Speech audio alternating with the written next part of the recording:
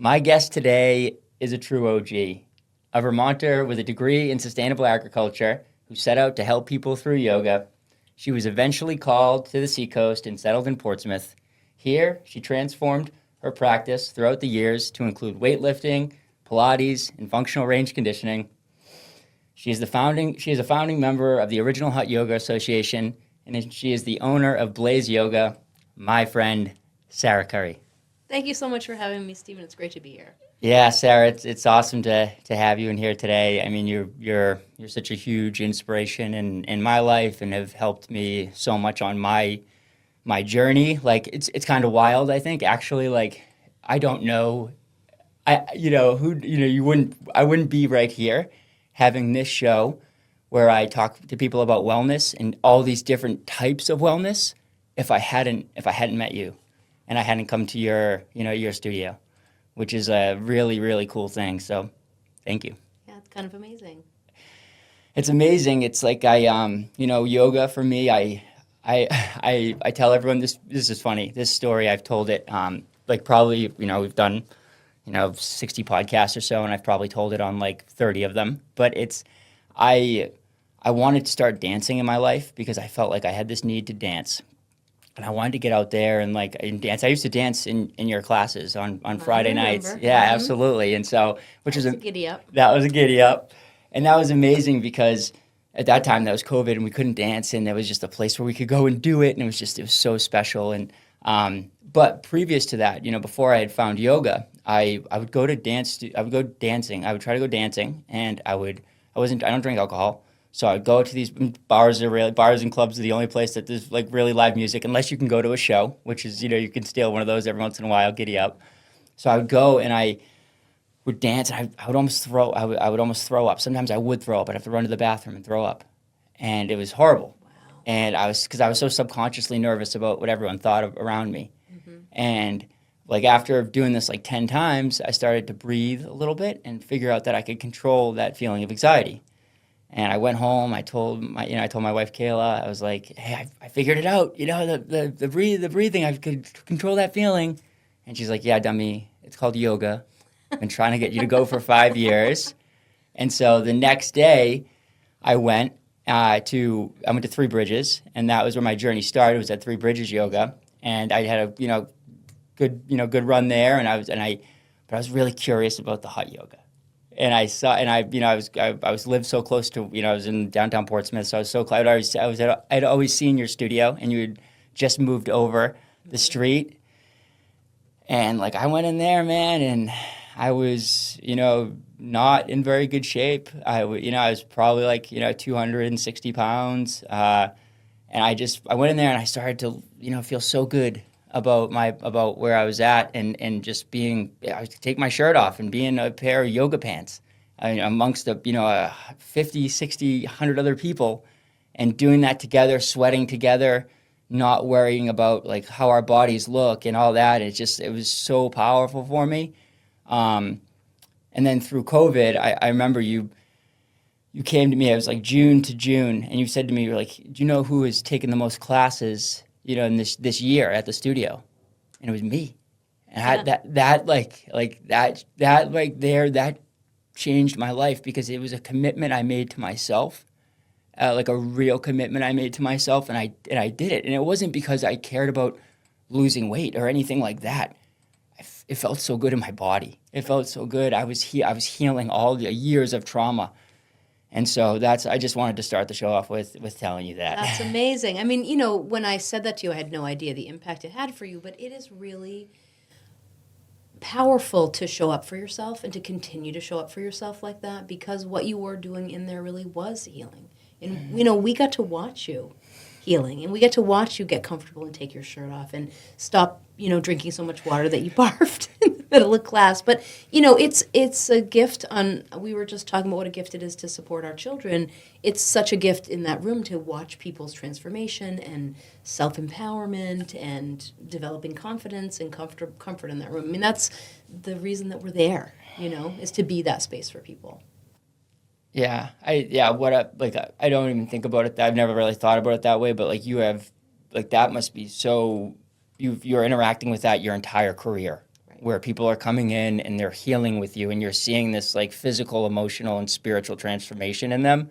I was throwing up. I would get so, because I didn't know the hot yoga, and I just wanted to get through it because I know what it felt like at the end of the class. And I knew how good I felt at the end of the class, when we're sitting there, and how I felt for the rest of the day. But I just was like chugging gallons of water, Well, the running water out. is actually like you're not alone in that chugging, right? You're in the room, you're doing stuff that's uncomfortable, you're in front of a lot of people, you're looking in a mirror, it's hot, you're doing a different position, you feel uncomfortable. So we look for something to make us feel better. And you're like, water, right? And so like probably 20% of people that start use water as their like, I just want to feel something that feels good in my body. And then you end up drinking so much water that you make yourself sick. And it's this amazing process of like, in the beginning, you don't even know what you're doing. And then you just continuously develop this self-awareness where you're like, oh, I'm uncomfortable. I'm not thirsty, I'm uncomfortable. And like, I can do this. I've done this before, and you build your confidence and resilience through that practice. And the other piece about it, we've always had a mirror.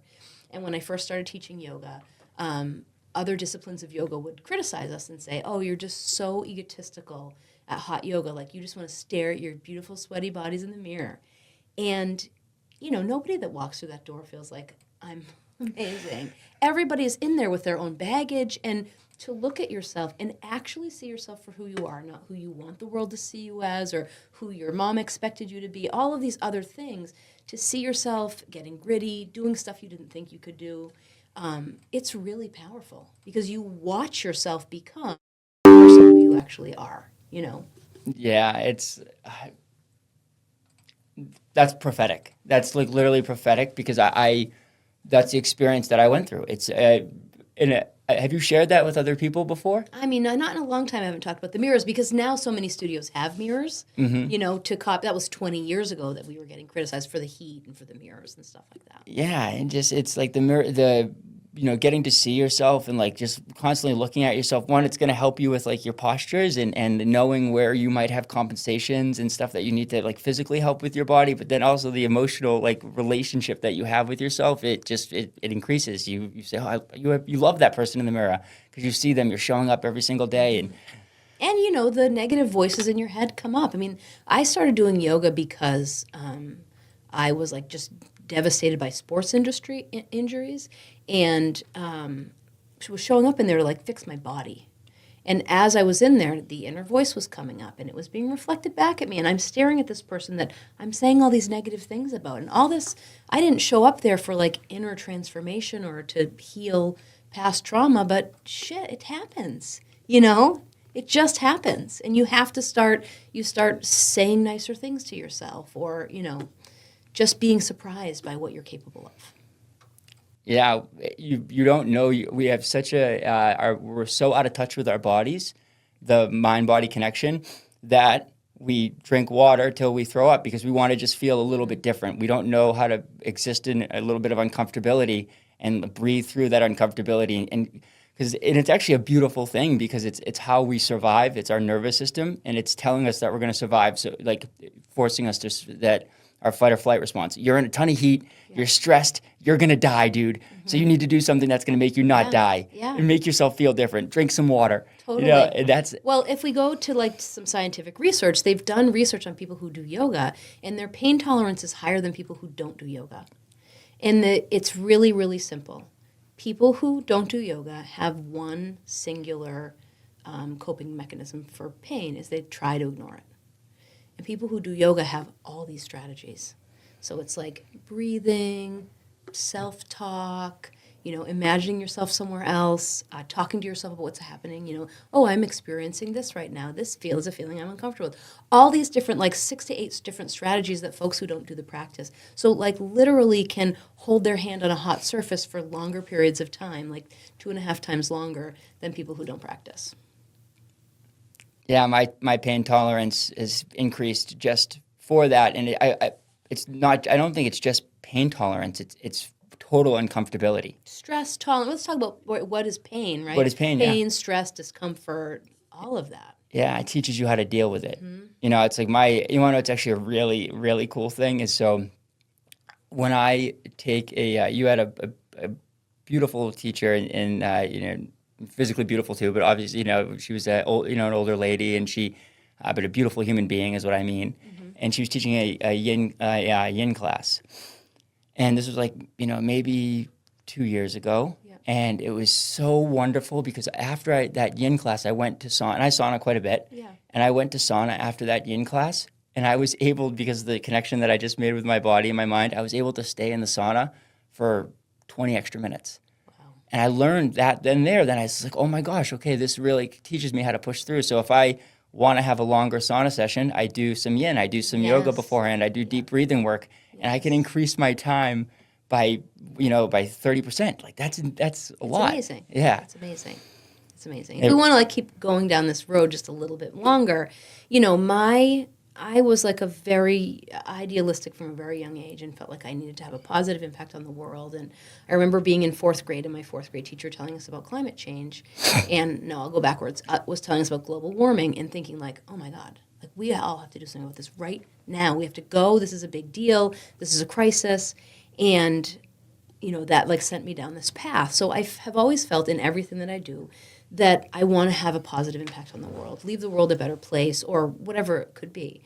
I didn't realize that yoga was going to have that impact on me until I started realizing that, like, as you're staring at yourself or you're sitting in these uncomfortable positions and staying calm, right, keeping your breathing calm, you begin to have the time to realize what's happening for you. And what I started to notice outside of the room is that I would be in like an uncomfortable situation with another person.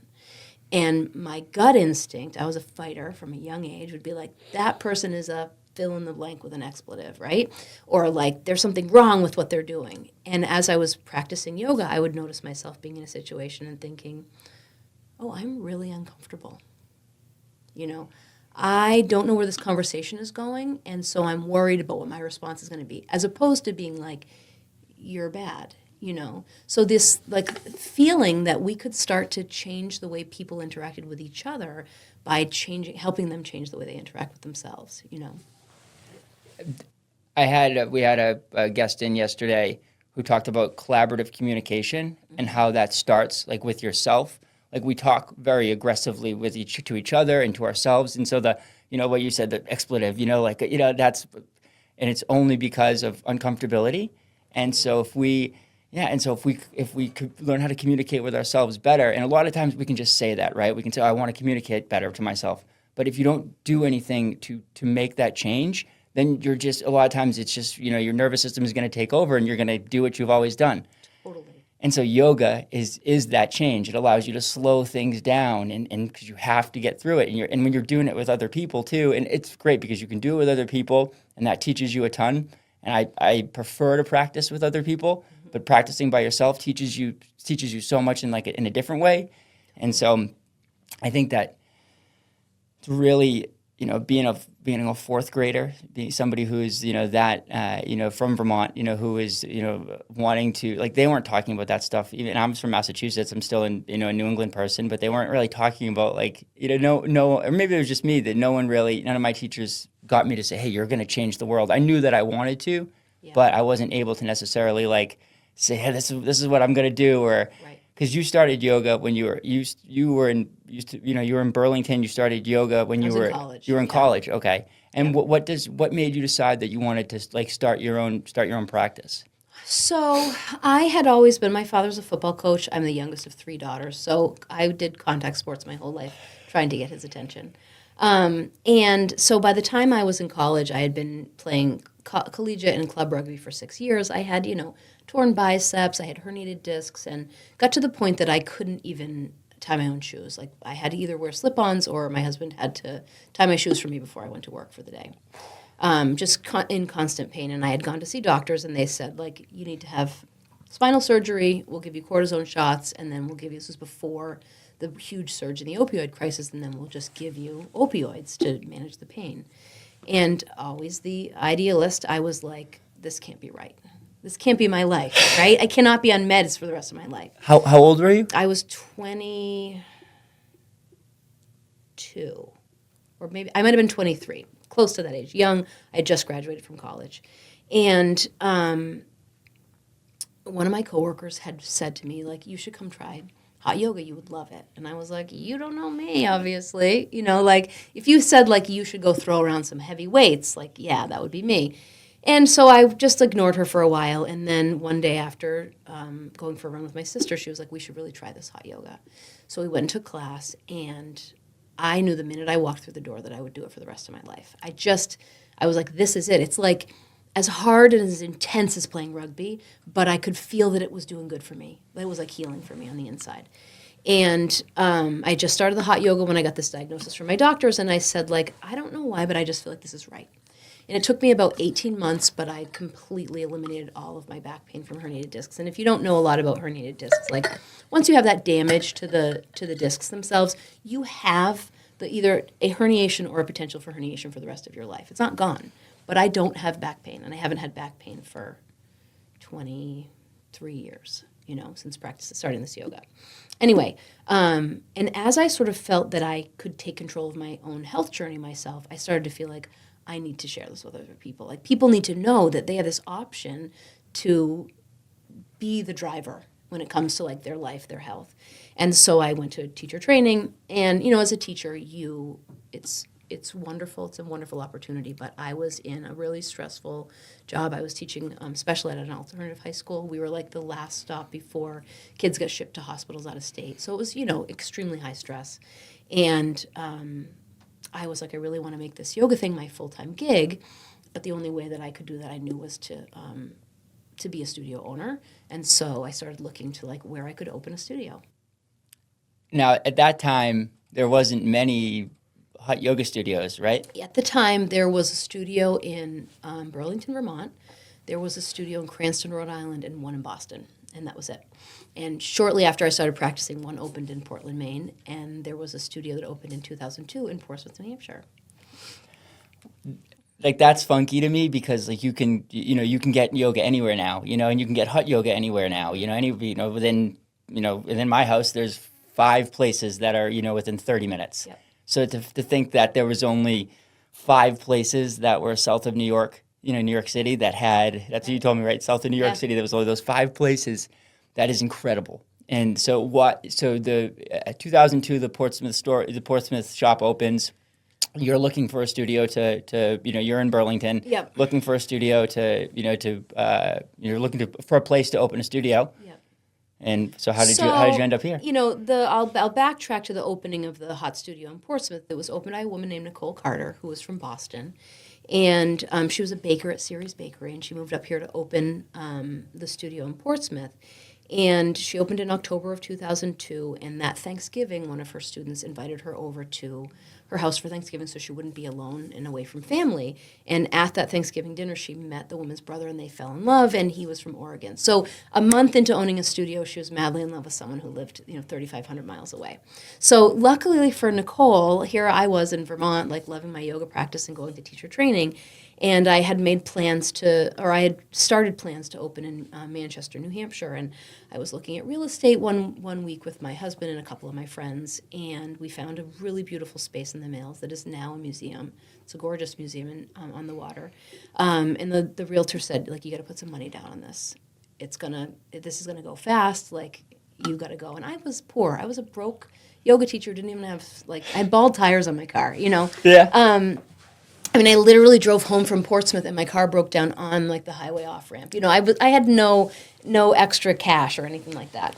So I just had this terrible feeling of dread, and I thought, like, I felt scared. I didn't feel hopeful or excited. And my husband said to me, let's just go over to Portsmouth and we'll meet Nicole, take a class from her. Like, you can relax. You don't have to make this decision right now. And after I took the class, it was... So you knew Nicole? I did not, but I knew there was a studio there. And I was never going to open a studio without, like, it was just a professional courtesy to say, like, hey, I'm opening in Manchester. Because we end up collaborating, and I've shared teachers with the Manchester studio for years. And so I went over to meet her, and after class, she said, hey, I'm teaching the 4:30 today. Do you want to just stay and teach it? And I was like, oh, okay. Like, I'm on this trip. Like, I might as well make $50. And after class, she was like, that was a really wonderful class, and I'm going to ask you a really weird question. I'm excited that you're opening in Manchester. I'm, like, looking forward to collaborating with you, but would you rather just buy this studio so, like, she could book it out of town? And like I was high as a kite. I walked out of the studio. My husband was like, I rented us a room on the ocean. Like, we're going to stay here for the night. And we were just super excited. So it was all fortuitous and worked out. And I could never have built a studio from scratch at that point in my life. You know what I mean? I had no resources, you know. So that's how I ended up here. What an origin story. I have the hair on my arm is standing up, you know, seriously, because following intuition, you knew you wanted to do this, and then you went to Manchester, you wanted to be in New Hampshire, and that wasn't right. So you felt intuition, good for your husband Jalen, giddy up Jalen, he's the best. Yeah. I said, okay, we're gonna did the partner thing, right? Like, let's just have a nice night, like everything's gonna be fine. Yep. And then what a cool, could that happen now? Like, in 2024? I think that things like that happen all the time. And the thing about it, like when it comes to, let's just say, business ownership, many people get into small business because they love something. And then they don't realize that when you're a small business owner, you have all these other responsibilities that aren't the thing you love. Like you get into a business because you love baking cookies. It's about baking tons of cookies, but it's also about marketing and shipping and, all of these things that you don't have a forte in. And it happens a lot of times in yoga studios that it's a ton of work. I mean, I worked 80 hours a week for 15 years. There's not a lot of people that want to put that time in because the sort of dream is that you'll just like teach a yoga class and then go out to lunch and like have a great life and everything will be wonderful. And that's not it. If you're going to show up for people and be consistent, it's a ton of work, training and building culture and making things are, done in a way that's consistent for people, Yeah, 100%. I think that's a great message. When you showed up in Portsmouth, there was already a clientele and, some people who were coming. And so that what did they think when, there was just the switcheroo? So what happened was I came down, that was I think it was in maybe like November or something like that of 2000. No, that's not right. I don't know. The dates don't matter. But she wanted to go visit her boyfriend in February of 2004. So I came down for a week to stay at the studio and quote unquote guest teach. So I started to get to know people. Yeah. And there were a couple people that were her close friends that knew who I was, and they did a really great job of introducing me. And it wasn't a done deal yet. We still had stuff to work out. Yeah. So I had this opportunity to meet people and get to know the studio community and really see if it was a fit before we made that decision. And sort of sprung it on people. But it was a pretty easy transition. And it was young in the studio's life. It wasn't like the Blaze that you know today that is popping and popping, has 60 people in class. It wasn't like that in 2004. No. No, it was at first too it was a traditional, Bikram yoga, the 90, the 90-minute yeah, 26. just to be totally clear and transparent so we don't have to use his name. Studios don't use that language anymore. We use the term original hot yoga. Yep. After all of the sexual assault allegations came out against Bikram, a group of former instructors got together to form an organization called the Original Hot Yoga Alliance so that the old traditional practice could be preserved without continuing to uphold an accused abuser. Yeah, that's amazing because now you're a founding member of that organization. Yeah, I was the founder's name is Val Sklar. She's from Pasadena, California, and she pulled me onto the board in the very, very early stages of building the organization. Yeah, that's so powerful that you guys did that because, like you said, that it is it's a beautiful thing. It's a practice that I was just in the beginning of the class was crying about because it was so impactful in my life and. There was there's a lot of muddy stuff there and a lot of, not good stuff there. And so to be able to have the foresight to be able to get to realize that the power is in the yoga. And I will just say that it was not easy. It sounds like a lovely story of people getting together. It was hard. There was a lot of backlash from other teachers and studio owners about who do we think we are, all that type of stuff. So there was a tremendous amount of hard work that had to be done to get people's minds in the same place. But there was I would say probably 70% of the core teachers of the discipline were behind the fact that we could not continue to uplift a person like this. And there are still people who follow him. He is a fugitive from the law in the United States. He is running teacher trainings in like Thailand and Mexico, and there are people that still follow him. But we do our best to not use his name as much as possible. Yeah, no, for sure. And I apologize for using his name. Okay, It's totally fine. That's what you know, right? You're So right. I Well, wanna give you the but information. it's not. Yeah, exactly. I just didn't. I didn't know that we didn't like to use his name, but that makes sense. It makes sense because it just to get it away from that entirely. But I just think the origin story of that, because obviously it was really hard. This was a person who was so famous and had so much impact on people's lives. Yeah. And like you said, I think everyone's looking. You said something to me that was really great one time, that like everyone's looking for like a guru in yoga, but that's not what it's about. It's not about looking. It's about the yoga. It's about the yoga, and it's like people can get lost in that, right? And so Totally. it must have been really challenging to rise above that, because there was probably tons of teachers who were like, no, this guy's the guy, and we need to go this way. The only one. Right. Yeah. So Totally. now Power corrupts, and absolute power corrupts absolutely. It's like you have to know that. And yoga has an extremely long history of powerful, corrupt people and abusive behavior. There's dozens and dozens and dozens and dozens of instructors who have committed physical abuse and sexual abuse and cult-like behavior. So I think that it's a tough line to walk where someone is a teacher that you admire and respect and look up to. And it's important not to give those people power they don't deserve, because they're human beings. We're all human beings. We're all flawed. They're all places of our behavior that we don't see, we don't recognize, and nobody has all the answers. Why do you think it is like that with yoga? With is it because you're feeling so good in your body and people are teaching you how to connect with your body so much, so that's why you look up to them? Or is it because sometimes that's the language that they're using? Or I think that there is a lot of religious language used in yoga, and there's a lot of that is designed to do as I say and don't question it. I think I just think there's a lot of people that want to be led and want someone to have the answers for them. If you think about that, and certainly there is a factor of.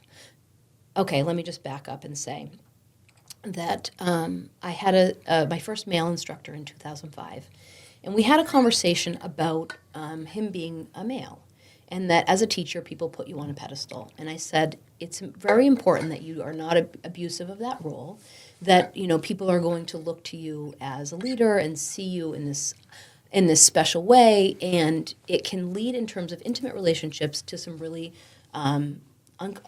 inappropriate power dynamics or uncomfortable power dynamics. And, he was a wonderful person, and nothing happened while he was here with any of our clients. But he moved to Seattle, and he didn't know anyone, and started dating one of his students, like 6 months into being there. And I went out to visit about a year later, and he said, Curry, I should have taken your advice. He said it was the most... Can I swear? Yeah, absolutely. Okay. It was the most fucked up relationship I ever had, because she thought of him as like a god. Because you're standing there and these people are telling you things to do, and it's changing your life and it's making you feel amazing. She thought of him as this like enlightened person. And like he would say, like, what do you want to do for dinner? And she would be like, what do you want? As if, so there is certainly a power dynamic there, in a sense of like one person has information and power and the other person is the receiver of that information. So it sets you up. I think that you could say that in any like boss, acolyte, teacher, student situation, that there is always that. And there are people who are going to abuse that, and there are people who aren't. Mm-hmm. Yeah. And with yoga, it's juiced up because you are actually making somebody feel good in their body. You're making physical change in them. With the boss, you're definitely doing that too. Sometimes you might, say, give them the boss might give a compliment, or, a pat on the back, or, maybe it's an increase in pay or something, or, a bonus. But it's like, the way you feel after yoga is like you're grateful. You're just like, I'm grateful to you, but it's you guys do like a really great job of that, because I don't know if I showed up to a an old school yoga class where it was people were just like yelling at me to make sure that I was strict in the way, because my body didn't work that way at first. It just physically didn't work that way at first, and I needed the warmth and the love and the it's okay to drink a ton of water and throw up, dude. Like, Right. you just Well, and keep you're coming. going to find your way there. So, like, how would it have helped us to say to you, you shouldn't be drinking that much water? Like, you have to learn the lesson on your own. When you were ready to hear it, I remember the class, and I said, hey, you might consider drinking less water so you don't want to puke. And you were like, the next class were like, hey, that worked. Yes. Yes. The 2 weeks in, you couldn't have had that conversation with me. You know what I mean? Let me introduce you to Elevate, a premium functional mushroom company focused on supporting your highest potential. They offer a range of powerful supplements crafted from the finest medicinal fungi designed to naturally enhance your well-being. Elevate carries everything from mushroom tinctures, capsules, and teas to their delicious mushroom-infused coffees. All of their products are made with USA-grown mushrooms and contain only wild medicinal mushrooms, no psychoactive compounds. I personally use their focus tincture every day and love their chai tea blend. It's my go-to for a calming yet energizing boost. Elevate's products support mental clarity, immunity, and overall vitality. They ship nationwide, so whether you're new to functional mushrooms or already a fan, Elevate has something for you. Check them out at shopelevatemushrooms.com, where you will find a detailed description of each product and experience the difference for yourself. You know what I mean? And anyway. No, it's not anyway, because I think that's amazing. It's like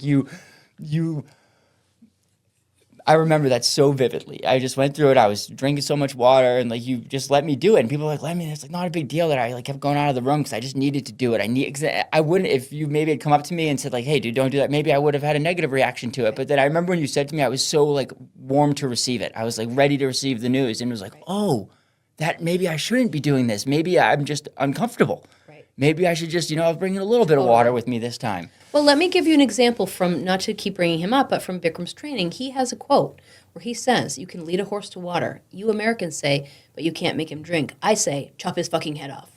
And that's the way a lot of his teachers taught, was in his, and there's a piece of that that's like, so many people are sugarcoating stuff for you that when you hear someone who is not sugarcoating anything, it like kind of feels refreshing. Mm-hmm. But it's also cruel. You know what I mean? And set you up in this situation that I am the teacher, I know best, you do what I say. And there are still original hot yoga studios all around the country that are abiding by that.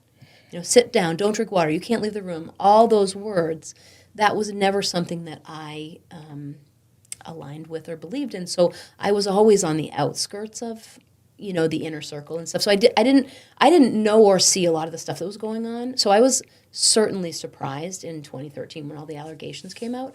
But I've always been sort of like a fringe instructor of that discipline.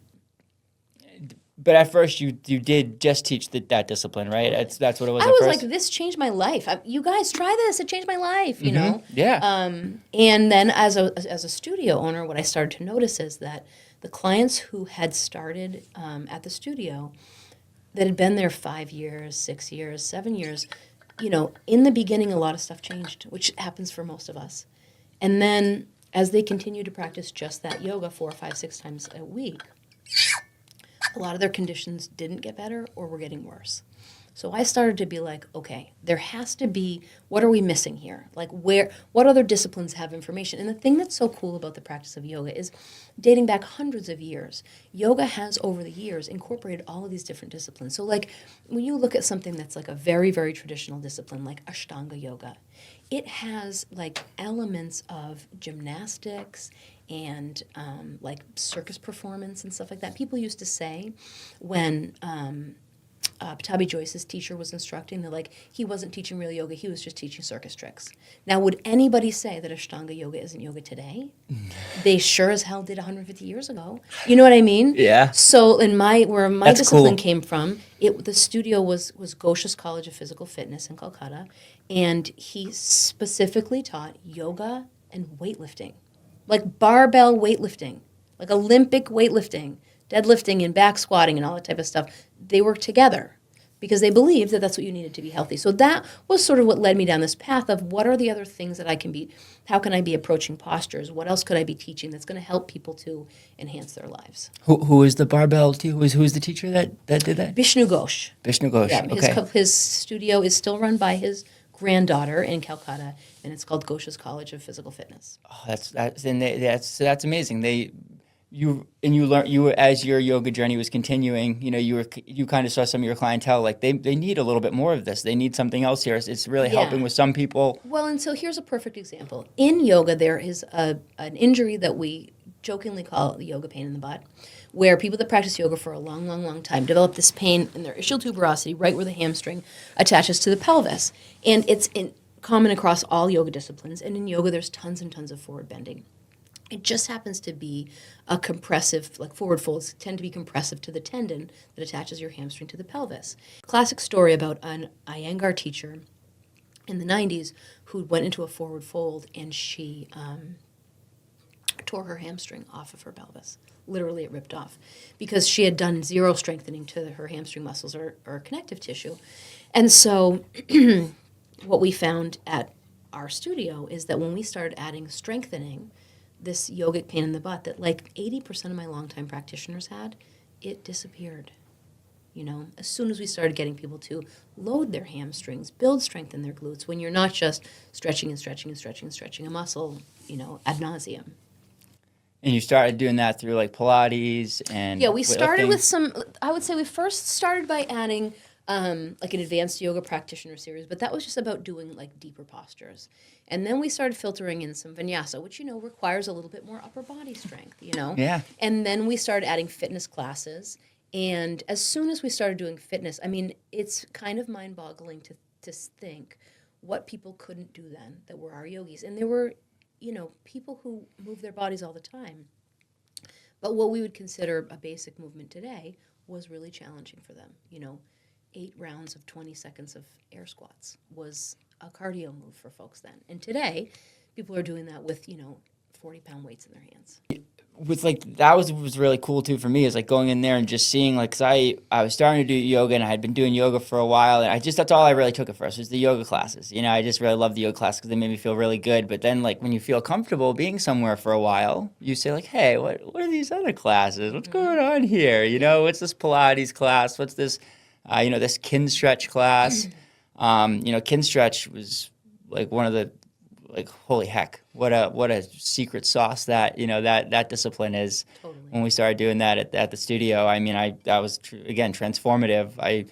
There's nothing in my life that I can do that yoga helps, like, with a little bit. You feel good, you move your body a little bit. I definitely after yoga for sure, but after I do the access that I have to my body after I do kin stretch is incredible. It's like second to, there's nothing else. There's nothing else like it. Kin stretch is my favorite class to teach. I have to say, it appeals to the scientist in me because the discipline is driven entirely by science, by the makeup and structure of the human body, and by the impacts. If you think about most of the movement that we do, it is patterned exercise that is designed to impact our red stuff, so the meat, the muscles, everything that's got blood going to it.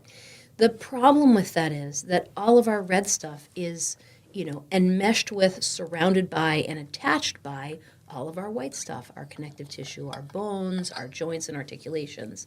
And so much of the stuff that we do is about making sure we can move in these patterns, throwing a ball, doing a squat, doing a down dog, as opposed to exploring all of the potential range of motion of a joint and thinking about how can we make the underlying structure stronger, just like the three little pigs in their house of straw. It wasn't until they had a solid house made out of bricks that they could actually be safe.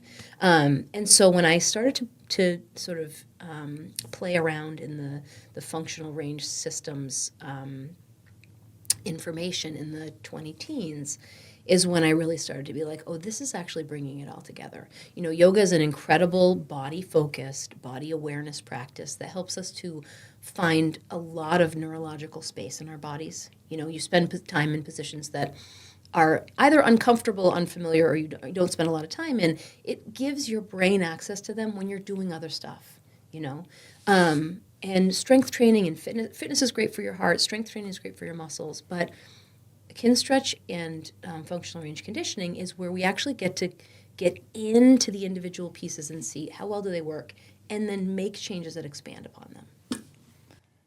Yeah, you said the openness, because I have like I have a lot of compensations that I just have been you didn't realize you were dealing with because you're just going through life, and now that I'm like aware of my body and I'm because of the yoga. It's like, how can I fix these things? And Right.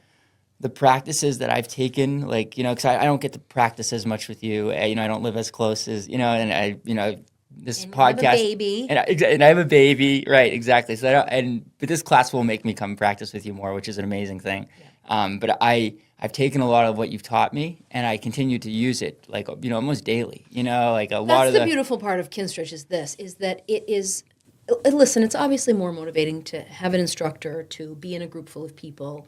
It's to work a lot harder. But like my job isn't to gatekeep this information, but rather to give people information, educate them so that when they have a baby, they can keep practicing this stuff at home, And as you start to learn the principles of it, and you learn how to prep, how to explore your range of motion, how to do your pails and rails at end range, you can do that with anything. I remember a woman was getting texter's thumb, so she was getting tendonitis in her thumbs, and she started pails and railsing her, and she was like, it went away like in a month. She doesn't have texter's thumb anymore. So it's these simple principles that you can use to control your own body, and control your path of health, wellness, quality of life.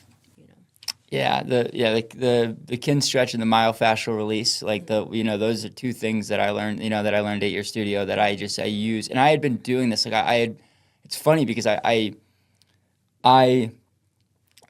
was on, I was on vacation, and I was starting my yoga journey in 2019, and I was in Mexico, and we were there for like 2 weeks for a wedding, and then we were also vacationing. And it was just like this amazing time where I could slow down and not stress about anything. And we didn't do much because it wasn't like normally when I'm on vacation, I'm like trying to sightsee everything. But like we were there for a wedding, we were at like a resort, so like it was like we're chilling here, Yeah. And so I spent a lot of time like foam rolling, and I have this thing. I used to actually bring it to class. I call it the weapon. The thing that I used to bring. remember. Yeah, it's a roller for the audience. It's a roller, that a lot of runners will use for massage, and I would. It looks like a torture device. It looks like a torture device, and I would, the myofascial release that I learned, I do myofascial, and that's my practice now, is I'll do some myofascial release and warm my body up, and then I'll do kin stretch. And how I feel like for, the day, and it's lasting, it doesn't go away. It's like I can work, it compounds. When I do it for a week straight or, a month straight, it's working on a certain part of my body, whether it's my hips or my shoulders or my thumbs. Yep. I can see like a difference that continues to compound, and I continue to be like, whoa, this is, and it makes me realize like so many people, they don't hold their bodies right in space. They don't have they don't have a good connection with that at all. And maybe it starts with yoga and then getting into kin stretch. But you know the science. You're pretty good with the science of it, right? Like, yeah. So I want to know more about that because you told me about how like you've already said it. You're creating neurological space, and you said to me how if you put a person under anesthesia, you'd be able to bring their arm back, totally. All the way full range of motion. So they do this with knee surgery all the time. So if you have a total knee replacement, basically they say to you like, you have to get X amount of range of motion before you can have the surgery, because post-surgery you're never going to have again more than you had before. So you have to like set yourself up. Whoa. And what they started to find is as they put people under anesthesia, their knee actually can go through this range of motion, but the brain is stopping it because it's afraid that they're going to experience pain. Pain is Dr. Kristen Zames out of, I believe she's in Stratham. Her business is called Oceanside Physical Therapy. She's a real expert, local expert on pain, and does a lot of work with sort of how pain is not actually like, pain isn't something. Pain is our brain's response to make sure that we don't hurt ourselves anymore, And so for me, like as keeping us safe, the nervous totally system, trying to keep us safe, 100%. And so for me, like as somebody who had back pain, I bent over one time after I got out of the shower to pick my towel up off the floor, and I had a terrible blowout. And so then after that, I couldn't tie my shoes. Could I literally not tie my shoes? No. And even after like I had started to sort of get range of motion back and get control of my pain, I would still flinch before I would go to tie my shoes because I had experienced pain. And listen, this is smart. Like you are a baby, you touch a hot stove, the heat, the sensation of heat goes to your brain says to you, hey, you should contract your biceps and get your hand off that before it starts blistering, and then you have a blister. But how many times as an adult have you come near a stove, you don't even get close enough to touch it, and you immediately pull away because you learned your lesson. So these are critical functions of the human brain, and just like anything, these protective functions can get in our way. You know, if you grew up having to fight to get food at the table, right? You might still be fighting as an adult. That's not a functional skill anymore, but it served you at one point. So the practice of yoga, and Kinstretch does this similarly, but it's more about expanding and opening range of motion. The practice of yoga is particularly powerful for allowing us to approach ranges that might not feel safe to us and allow ourselves to develop calmness in those places so that our brains think we can be trusted there again, that it's safe to go there. If you got bit by a dog as a kid, right, it's going to take a lot of work for you not to think all dogs are going to bite you. But they're not. All dogs aren't going to bite you, you know? Mm-hmm. And so then you can begin to differentiate between this is a wild coyote, this might bite me. This is just a yapping chihuahua, this is safe, you know?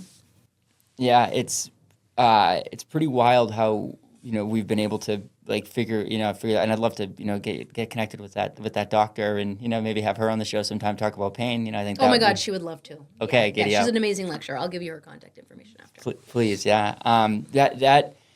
It's like, you know, I now wonder, you know, because I feel like I'm 34 and I have these, you know, and I'm working on my body now, but I now have my son and I see how beautifully he moves and I want to make sure he always keeps that. So, like, what's a good way for me, you know, besides obviously introducing him to yoga and to Kinstretch and to, you know, just to do these practices with him? Like, is that the secret sauce? Is how to keep that mobility? So just know this, that no matter what you do, when he turns 13, he is going to reject everything that you do. So it's going to be a hard year, 13 to like 14. But you are planting seeds, really, that's what it is. You know, my kids took their first class with me when they were 4.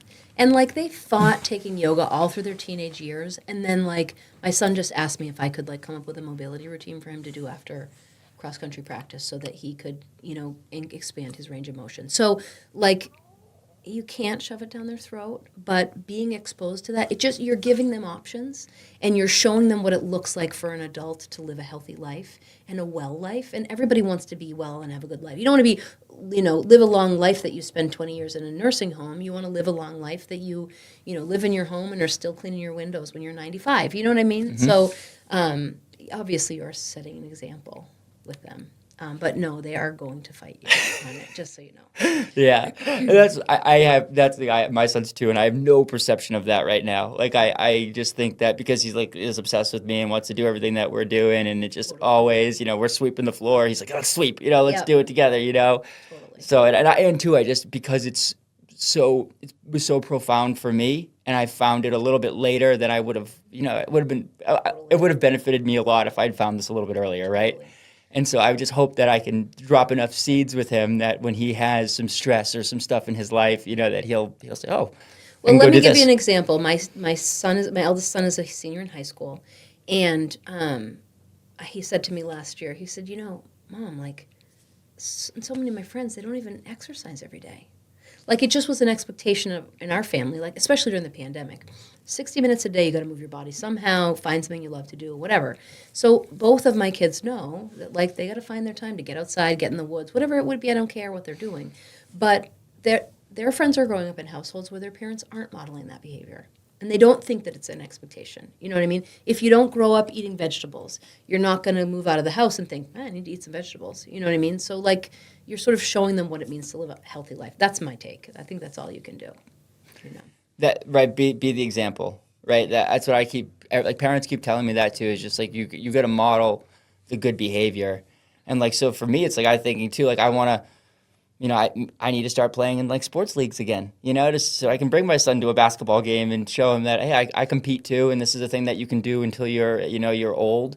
You know, I read something that, you know, once that 90% of people over the age of 35 never sprint again in their life. Yes, it's insane.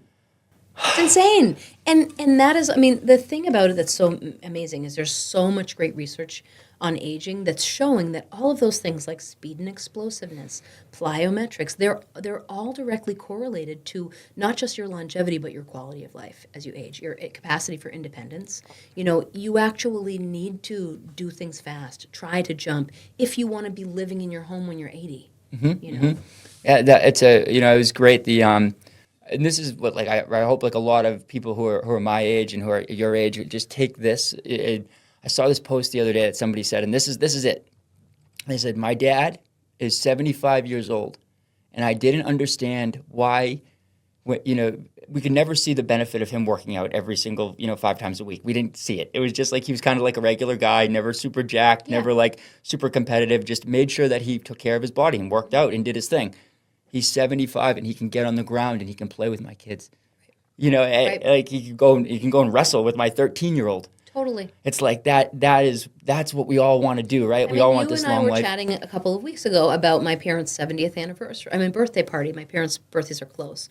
So we had a 70th birthday. We invited all their friends and cousins and family. And to see people that were my parents' age at 70, canes, walkers, unable to get 3 steps up to get into the house, people that had to be like walked to a seat and they sat in that seat for the whole party.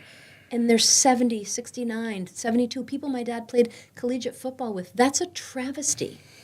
Obviously things happen. You can't help it if you have ALS or if you have a stroke. These are things that you can't, intervene. But that should not be the norm for adults that are in their 70s. It's crazy.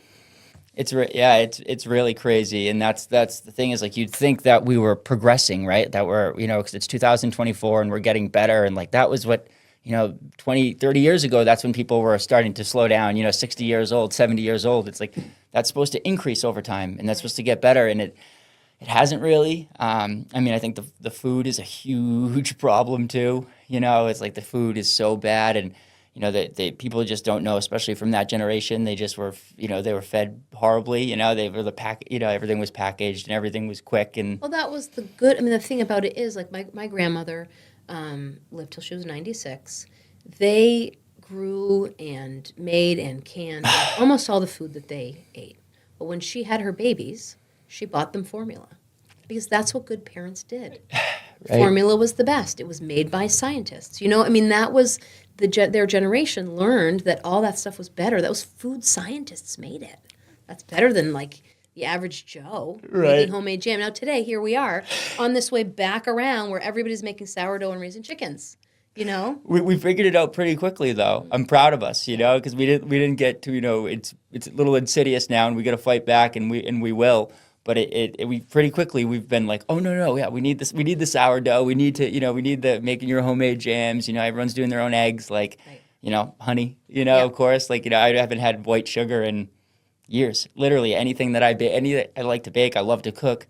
I love sugar. So I love it, and I haven't had white sugar. I've had candy, but I haven't used white sugar in anything in like 6 or 7 years because I love honey, and it's this great natural thing that we have. Maple syrup exists too. So I am glad that we're seeing that in the world, and I hope that it continues to the corporate interest doesn't mess that up too much. And too, at the same time, I think that it's like great that health is becoming more available. Like I'm not sure. Do you guys do anything with like HSA? Health saving accounts, because I know some places are able to subsidize the membership cost with HSA. Lots of our clients just once a year bring in this form that we have to fill out that affirms that they took the classes they said they were going to take. Pretty easy. Some insurance companies, HSA basically, like unless you get audited, we would count an audit towards an HSA, but you have to be able to prove it to them. That's like on you. But insurance companies are a little different. Some insurance companies won't insure the practices at our studio because we don't have gym equipment. So we have like free weights and cardio classes and all that type of stuff, but like we have to have more than 2 treadmills in order to count. Okay, yeah. So there's a part of me that's like, so eventually we'll just open the space, buy a couple treadmills, yeah, exactly. and then let people get their classes paid for. I think it's fair to say that most people know how vital strength training is for long-term health and fitness, but find it hard knowing where to start. I'm here to say that also included me, Dr. Steve. You want to make sure you're doing exercises correctly, you don't want to get hurt, and you have no idea how to structure a workout program to get the best results. I've been there. In fact, this is where I found myself a few months ago. That's where On Target Fitness comes in. At On Target, every client gets their own custom strength program, tons of individual attention in their unique small group format, and the common sense nutrition and health coaching necessary to make a lasting lifestyle upgrade. As a new member of On Target, I'm not only seeing major changes in my body, but also my overall quality of life. In the past, I've struggled with using proper form, Well, let me tell you, whether it's Coach Joe or Coach Ryan, they've got you covered with technique. Even movement patterns as simple as walking have improved since I've started. When I was working out by myself without a program, I was often lost and lacked the motivation to challenge myself. Not at On Target, the energy and support in the group dynamic is truly game-changing. I have so much fun every time I work out. If you're ready for lasting change, don't hesitate to schedule a complimentary strategy session at www.ontargetfit.com. During this session, you'll learn a lot, make a plan, and only move forward if it's right for your budget, schedule, and goals. I met with Coach Katie, and she was awesome. So please, if you need that giddy up back in your life, get on over to ontargetfit.com and schedule your session today. But most companies and insurance companies and some the businesses that they work for will compensate them between like $750 to $1,000 a year to move their bodies because it makes their profits rise. I mean, insurance companies do better when people exercise. Yeah, 100%. They're healthier, so health insurance, they're all, all the insurance companies are in bed together. So it's like, let's keep people healthier. And if they can be more productive, in society, like, let's do that, and if they're going to be happier, healthier people, like we need to change the incentive model there. And it's already happening a little bit, like with the HSAs and stuff. And we just need to continue to do that so that it's full bore, so that, anybody who wants access, they can use their insurance and then businesses can get paid. Because like we're already paying pharmacies, we're already paying hospitals. These are people who are bringing us health, right? Sure, and they are, 15 to 30% of the time, at a pharmacy, and like probably like 70% of the time at a hospital, and it's like acute injuries,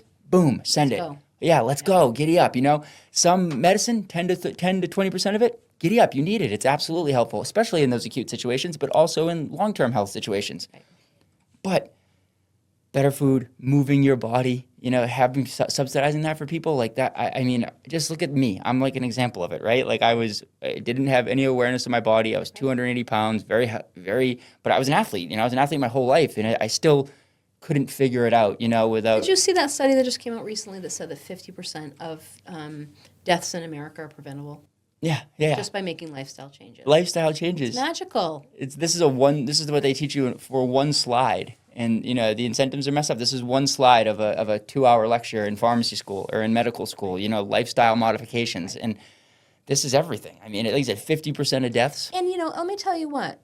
In a visit to a doctor's office, there's absolutely no way that you can help people make the changes that they need to make. You know what I mean? That's not a 30-minute or a 15-minute doctor's visit isn't going to change that. It's just going to feel like judgment, right? Like now you're blaming me for the fact that I'm sick. But this is where, like, my coworker who said, hey, you should try yoga, and sent me down this whole path that completely changed my life. This is the way that we can influence and change people's lives, It's so true. But the thing about it is there's still people who you people talking to you right now, my friends, family, loved ones, who I've told this, I thought sometimes I'll say it and they'll find it when they're going to find it. It took me the 5 years, right? But do it. Just take one yoga class, take one hot yoga class. And here's the thing about it that is amazing is that exercise releases endorphins so you feel better on contact. When you swallow a pain med and you have to wait for 20 or 30 minutes to start to feel better, when you exercise, you immediately start this process of feeling better. Myokines get released from your muscles. You use up surplus glucose in your bloodstream, so your pancreas doesn't have to work so hard. Like, this stuff all automatically happens just if you get up and go for a walk today. Like, it doesn't matter what you do. And the cool thing about, like, there's been high-intensity exercise has been really in the media. Sprint interval training for people in perimenopause and HIIT training for dementia. The coolest part about that type of stuff is that to feel the benefits of it, you need like 4 minutes of it a couple times a week. Like, it doesn't have to be, I'm going to go from the couch to exercising for 90 minutes a day, or I'm going to go from the couch to being an Olympic bodybuilder. You get to like just get up and do a little bit of something, and you can immediately feel better.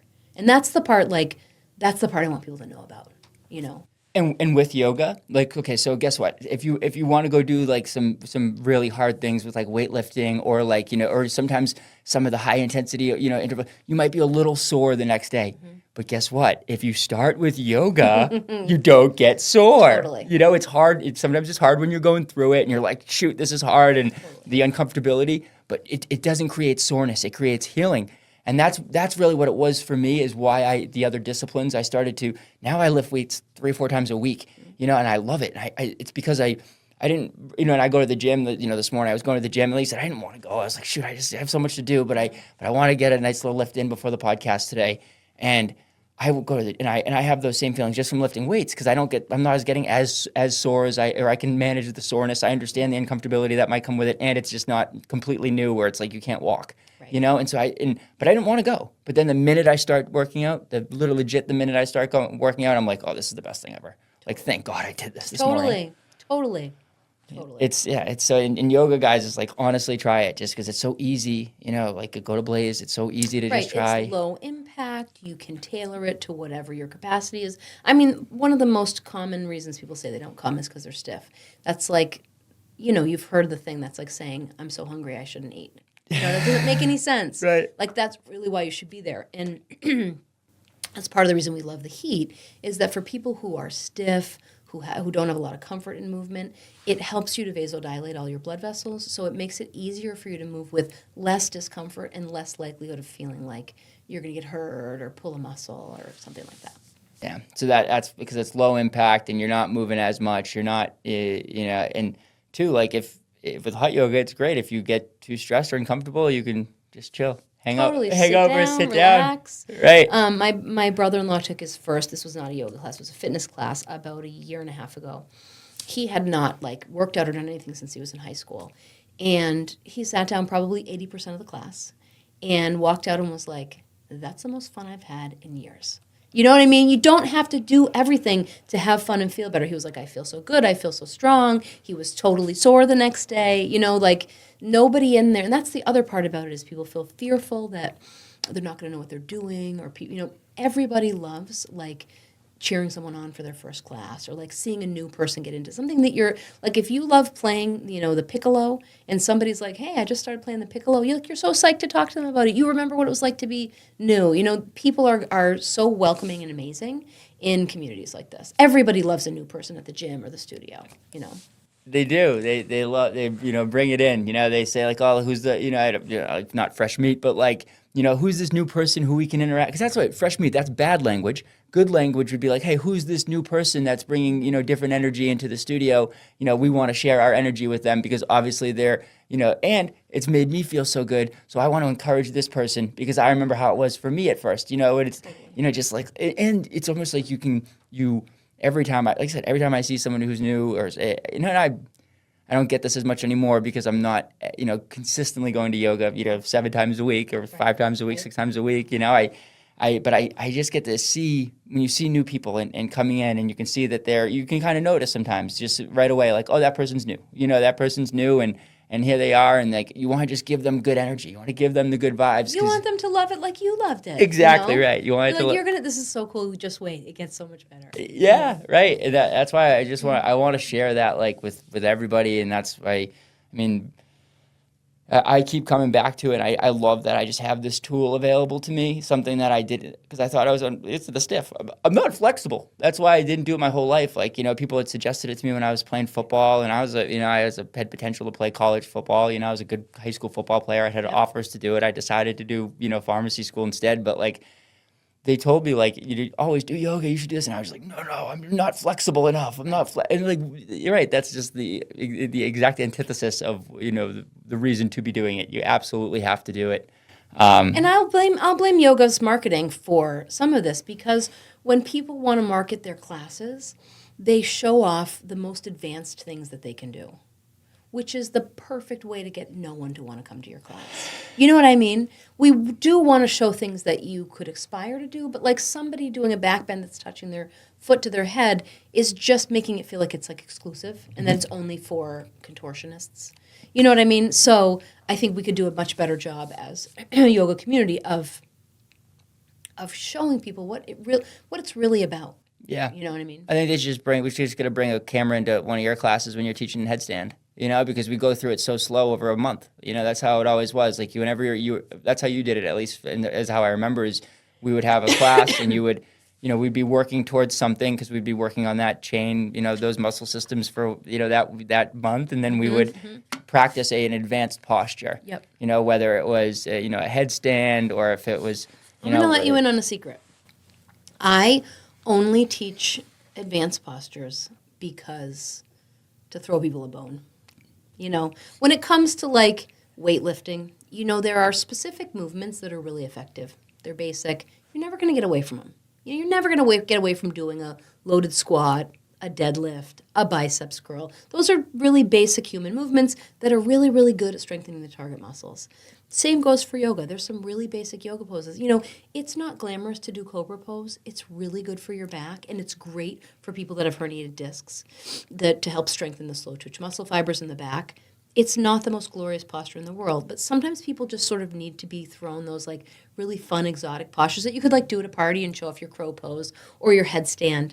But that's the reason I teach them, to keep it fun for people, to keep it exciting, and to sort of make people feel like those things that seem inaccessible are actually step-by-step accessible for all of us. But I don't teach a headstand because I think like a headstand is a critical part of a yoga pose. You know what I mean? Right, yeah, right. When we do that, it's just like, okay, people have been asking about headstands. Let's just do it. And you want to know what? And like you guys, you have your what you've created, the culture, the programming is really special because that's exactly like how it feels for me. Is that like we're not out here trying, and that's why everyone participates in it because they think like even the people, you have the people who like want to do the headstand, the people who came up to you and are like, hey, we're gonna do headstand, but then you have people like me who are just like, oh, cool, like this is something that like I can actually try to do. I'm actually gonna try to do this right now, and maybe I have to go up against a wall, or maybe I'm just, I'm just bent over and have my hands above my head and working on my core. Like we would take it in such steps that you're doing a good job, so maybe overall marketing, yoga needs to change, but maybe they need to learn from you a little bit and what you guys are doing because it's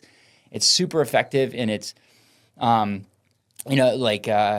people don't, if they see it, if they'll see it, they'll come more often because that did intimidate me, seeing the how good people were, how flexible they were, how, it was definitely a turn off a little bit. Totally. Yeah. I have a question that, and it might be sensitive, and you are absolutely welcome not to have to talk about it at all, because I know that you've mentioned before to me how you have a lot of respect for the recovery community within your yoga practice, and I do too. I'm an active member of that community, and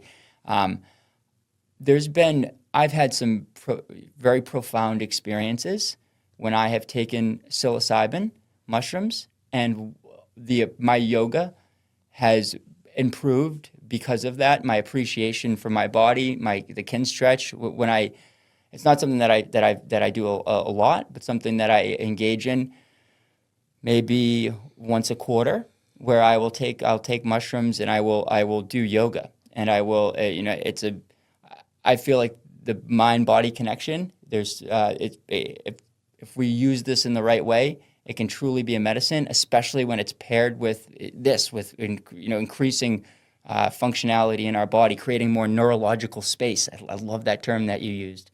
Mm-hmm. So I'm curious if you have any perspective on that, because it is a thing that's changing. I mean, in Massachusetts, there's 12 towns and cities where it's decriminalized.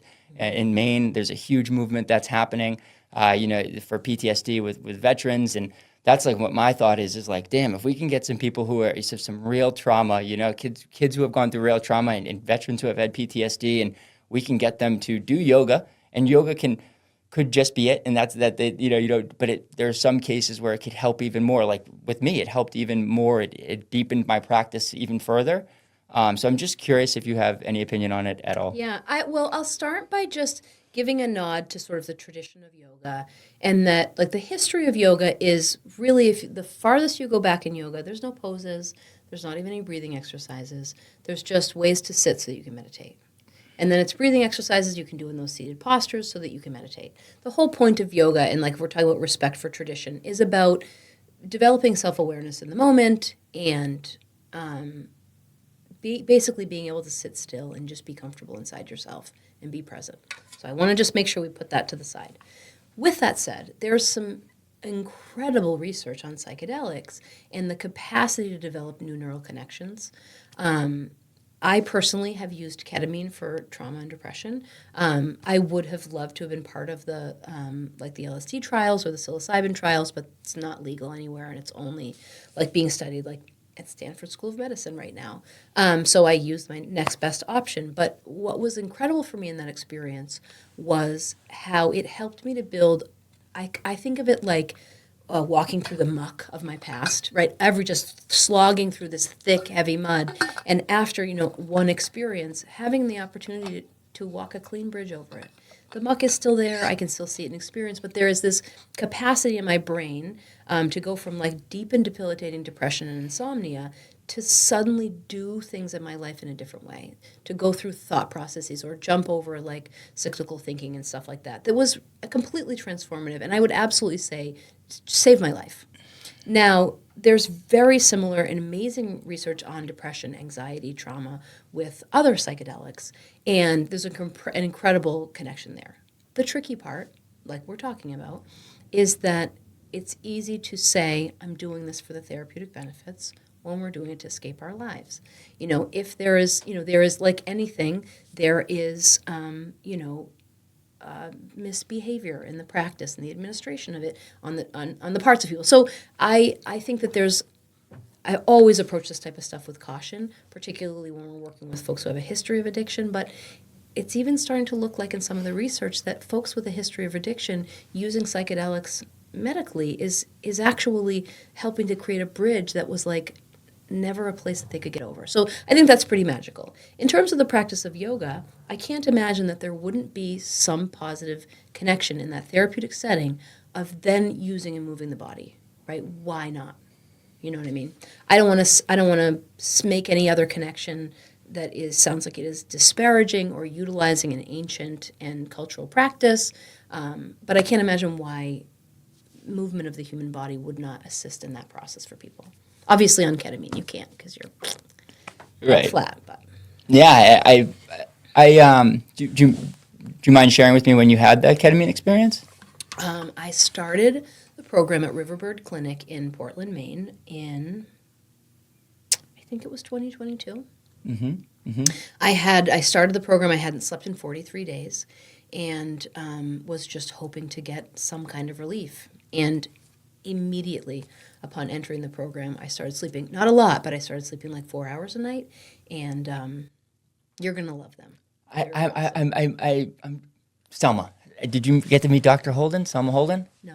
Oh, okay. So Selma's really cool. So when you said Riverbird, sorry, I immediately had to look it up because I'm a part of this community who is trying to, push this stuff forward and let people know, everyone at the Riverbird Clinic would tell you that mushrooms and LSD are brilliant and that we should be exploring these and studying these as much. For sure. And the doctors that I worked with there were like, this is like $2 Chuck from Trader Joe's. It's the best we can get right now to help people legally and keep doing this work. Yeah, exactly. And yeah, exactly. And ketamine's great. It was an easy path because it was a singular molecule. And so they know you could take it. It's ketamine. That's what the molecule is. So it's easy to regulate through FDA. And the other piece about it is it's a pediatric anesthetic. It doesn't cause issues with your heart, right? Like it's anxiolytic. So it's like all these other things that make it feel safer, where when you're using other psychedelics, there are the options for there to be changes in heart rate, the things that you have to monitor a little bit more.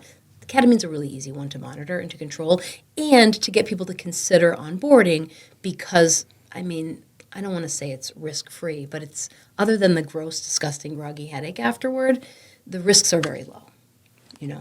The way they're doing it is very, very safe. It's not without risk. The risks are very, very small, but with any medicine, it's not without risk. But I'm really glad to hear that you had this positive experience with this, and sleep is like such a necessary thing for us, and that if we're not getting it, people just start to take things like Ambien for a long time.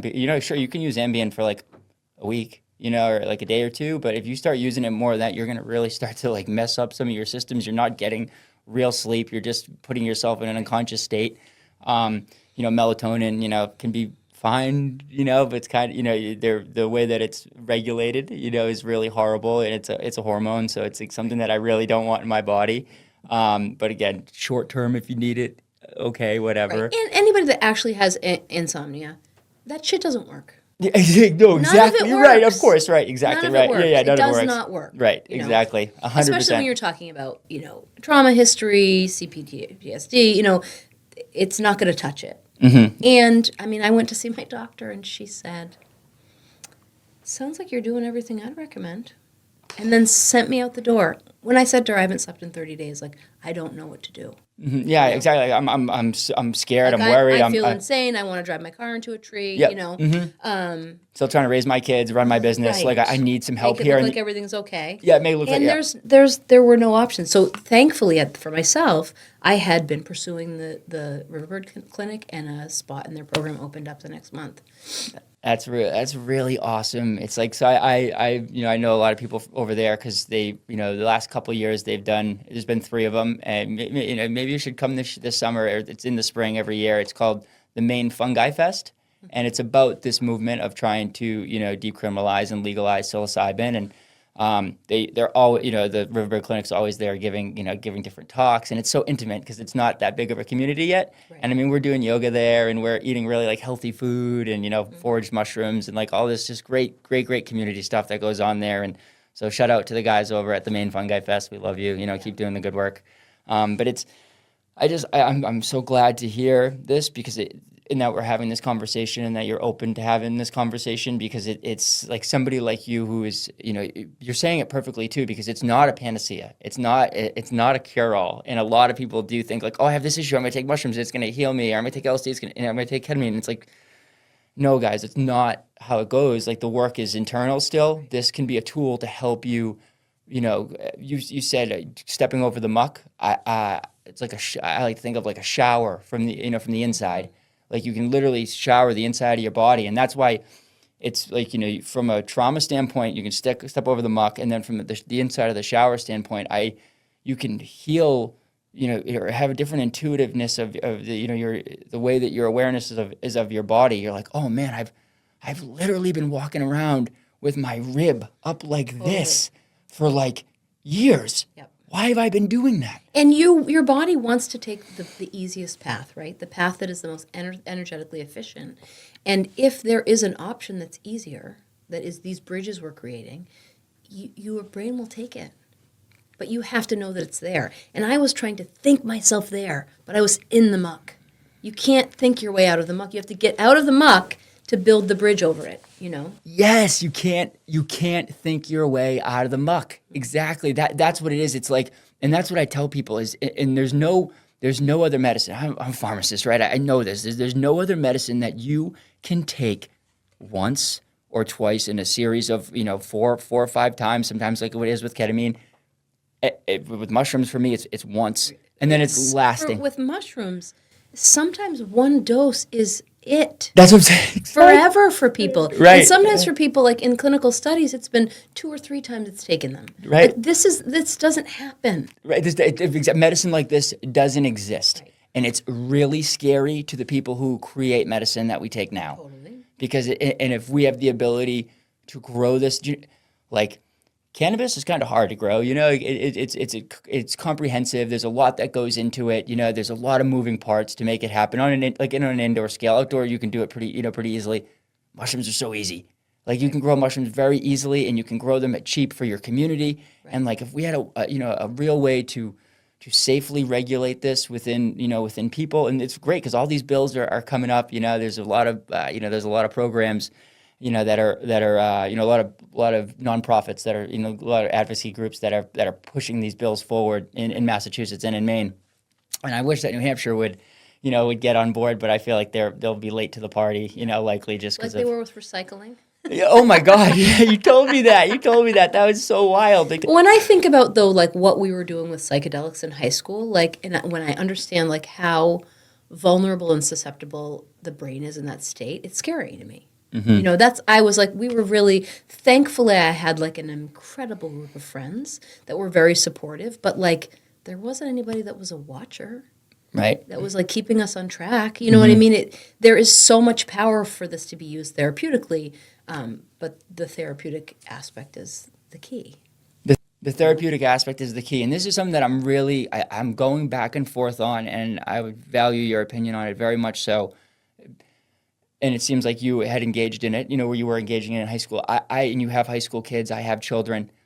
I feel like, would it be okay if children, not children, teenagers, who are, 16, 17, 18 to 25, where they kind of have said like, oh, your brain's not fully developed till you're 25.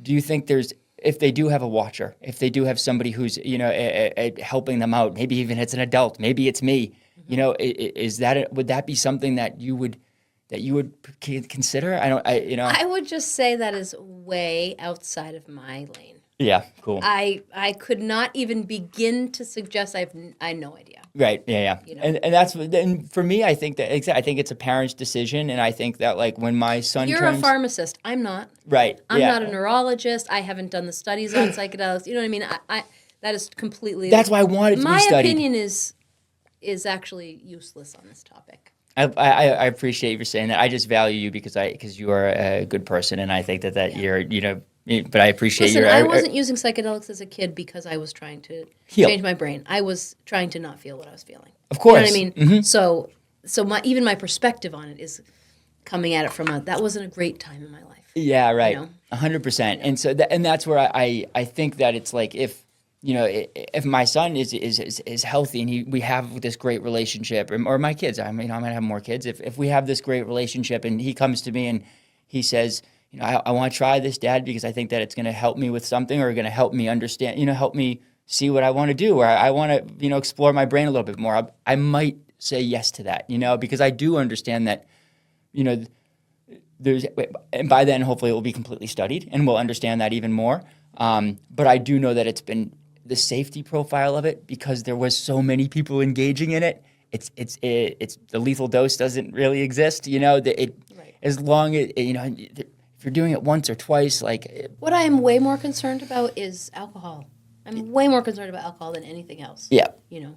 Alcohol is the poison, right? Like, it's just it's this thing that I have such a unique relationship with alcohol, because I drank, like a fish when I was in high school, and drank like a fish when I was in college, and then... I had an issue, but it was with opiates. It wasn't with alcohol. And but I was like, hey, we got to stop everything. Woohoo, giddy up. I had a car accident, 39 stitches here, 32 here. My ear got ripped all the way off. Yeah, so I had some I didn't know this story. Oh, cool. So yeah, when I was a third year going into my fourth year of school, I flipped my car 2 full rotations, hit a tree. Yeah, I got airlifted from Cape Cod to Boston. So lucky to be alive. Lucky to be alive, baby. Giddy up. But this was, this was 2014. We knew opiates were starting to maybe be a problem, but not really. And they hammered me. They gave me 18 prescriptions, of 100, Oxycontin. And so, it was a lot. And so, this was like, oh, this makes me, and that's what opiates do, is they just make you feel comfortable in your body, a little giddy up, so that. Okay, that was the big eye opener for me around opiates, because every time I've been around people on opiates, they have looked horrible. Yeah. And understanding that when you're on opiates, you feel welcome and safe and at ease and at peace, that was the big eye opener for me to understand why they were so addictive. I didn't understand for a long time. Yeah, okay. Yeah, it is. It literally, like, for people who have stress, like literal physical tension stress, like that was for me. It was like, oh, okay, we can chill, we can relax a little bit. This is good, this is cool. But I was like, okay, I got to get this right. I got to, I'm in pharmacy school. I got to figure this out. Yep. So I stopped doing everything. I stopped drinking. I stopped, and this was not third and fourth year was when the accident was, and then this was, a couple years later, where I was just like, oh man, like I'm doing this too much, and I need to stop doing this. I'm going to stop doing everything. I'm not going to drink alcohol. I'm not going to do any of this stuff. I'm not going to smoke weed, any of it. I'm done. Yep. And that was for like years. For years, I just didn't engage with anything. Mm-hmm. And then I started to, I started to smoke weed again a little bit, and I was like, engage in cannabis, and I was just like, okay, because I thought it could be helpful for me. People had told me that the sleep thing. I was like, shoot, I can't sleep. I'm doing so good in my life, and I'm doing great, but I just can't sleep. And cannabis in the short term, long term, not good for Terrible sleep. for sleep. Yeah, it's about as bad as it can be. Short term, awesome for sleep because it's going to help If you. only people knew that, like, don't smoke before bed. So you want to smoke earlier in the day. Yeah, right. Exactly right. Exactly. It's going to mess up your REM sleep. But if you in the short term, if for a month fix, it can be helpful. And so I was searching. I was just starting to maybe can I engage with this stuff again? And so I did. I engaged with it, and I was just like, okay, this is fine. It's not something I want to do every day or even all the time. It's great. It's definitely helpful for me. It makes me less aggressive, makes me, think a little bit more, definitely helped me sleep at first.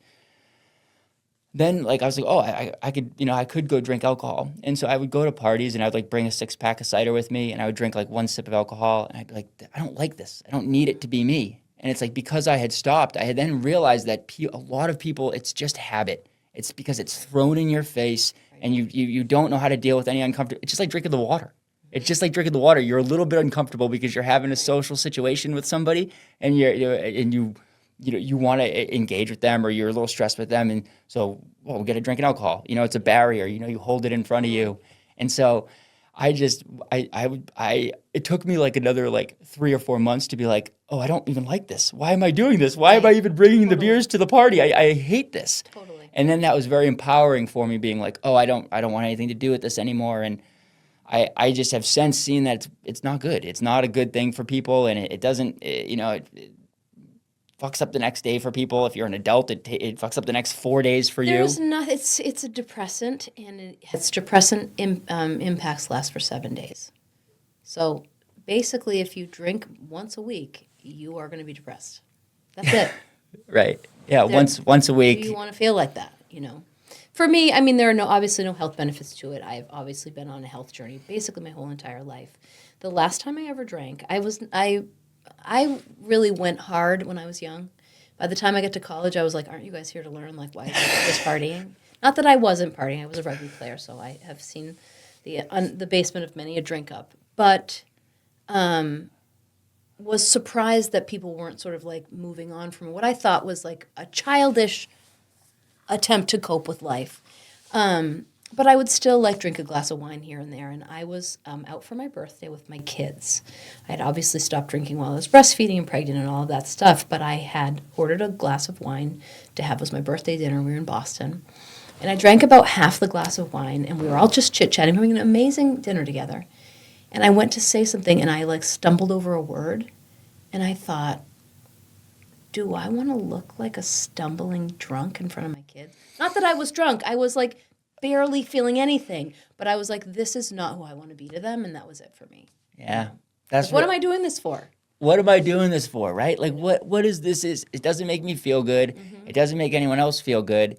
And it's it's what we really want. We just want to connect with people. Right. And I was having this wonderful experience, and I was like, this alcohol is actually distancing myself from connecting with my family when all I want to do is experience this cool conversation we're having and eat some great food. That's what people don't get is that if you just have the connection exists, but then a lot of times we go to places where we don't have connection, and that's why we drink. So you go to a bar, and alcohol can, for some people, for some cultures, and it's not good, but it can help them connect. They get together and they're not able to, and then next thing you know, they get drunk and they spill everything out to each other, and then that's how it goes, and that's all good, and they remember it and they think it's fine, and I always, for me personally, I hate it. I think that it's a poison. It's not a medicine. There's no benefit to it.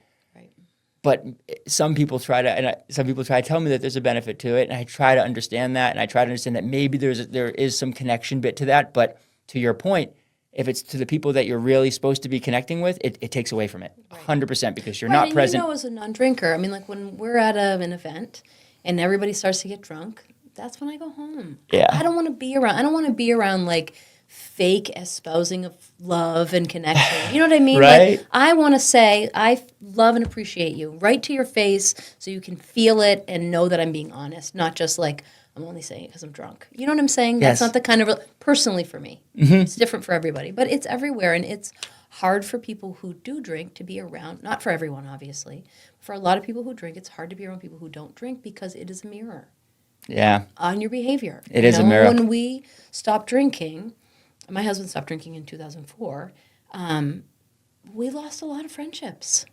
Yeah. You know, or the friends we would be around would spend the whole time we were together drinking and talking to us about how they never drink.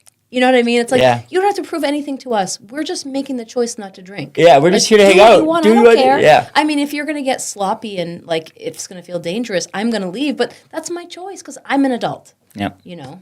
It really is. They kind of, you know, people who are drinkers, and I think it's just because we are a mirror, you know, of each other, and they see it, and people were always like, especially with me, because I had a past of being a party boy, and they would always be like, oh, well, what are you doing? What are you fucked up on? You know, if you're not, and I'm like, man, and me too. I love to dance, right? So I'm out there dancing at a wedding and all this stuff. People are like, oh, what's this guy on? It's like, man, I've had about 10 waters today. You know, we're getting after it. You know, But also like how amazing to be able to dance and feel free and have fun and not actually need that to like loosen up. That's incredible. it's a superpower. And hard for people to imagine. But yoga taught me it, right? Like that's, you know, I was doing it at first and I was vomiting. I was running to the bathroom because I had to throw up, and then I was so subconsciously nervous. But I went through it. I figured out the uncomfortability, and then yoga taught me how to deal with all of that. But the power of the real superpower is the fact that I can do that, right? Like sometimes I can engage. This weekend, I'm 34. I still like to go out and dance and still do that, and I'm a parent. But I can do that because on Saturday night, I could go out and dance and have fun and stay out till 1 a.m. and still be awake at 6 a.m. for my son. Right. And that's okay because, hey, did I get the 8 hours? No. Am I a tiny bit sleepy?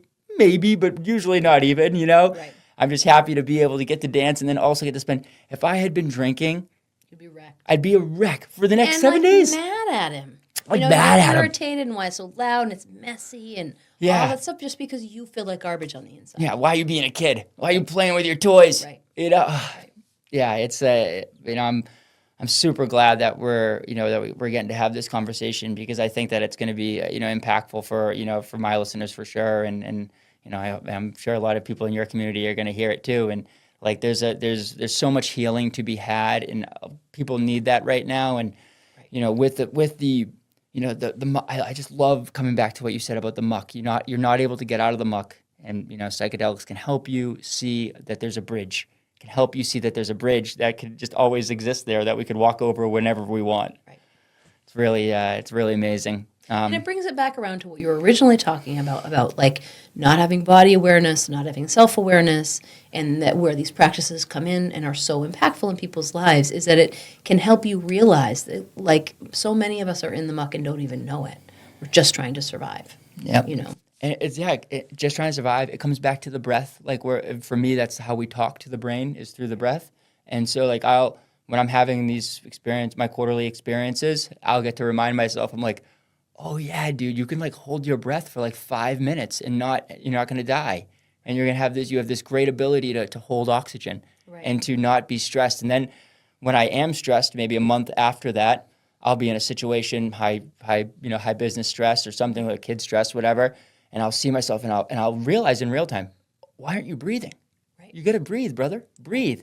And then I'll be able to immediately, remind my body neurologically that I have that space to do that. Right. And that's off of an experience that happened a month beforehand. It's amazing. That the half-life of psilocybin is very quick. It's out of your system in 12 hours. Mm-hmm. So it's like that they can still have this effect.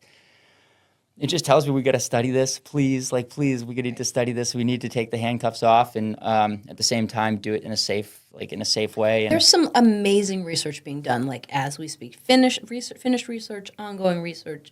So it seems like it's not like the research that was done secretly in the 70s. This is like legit, published research.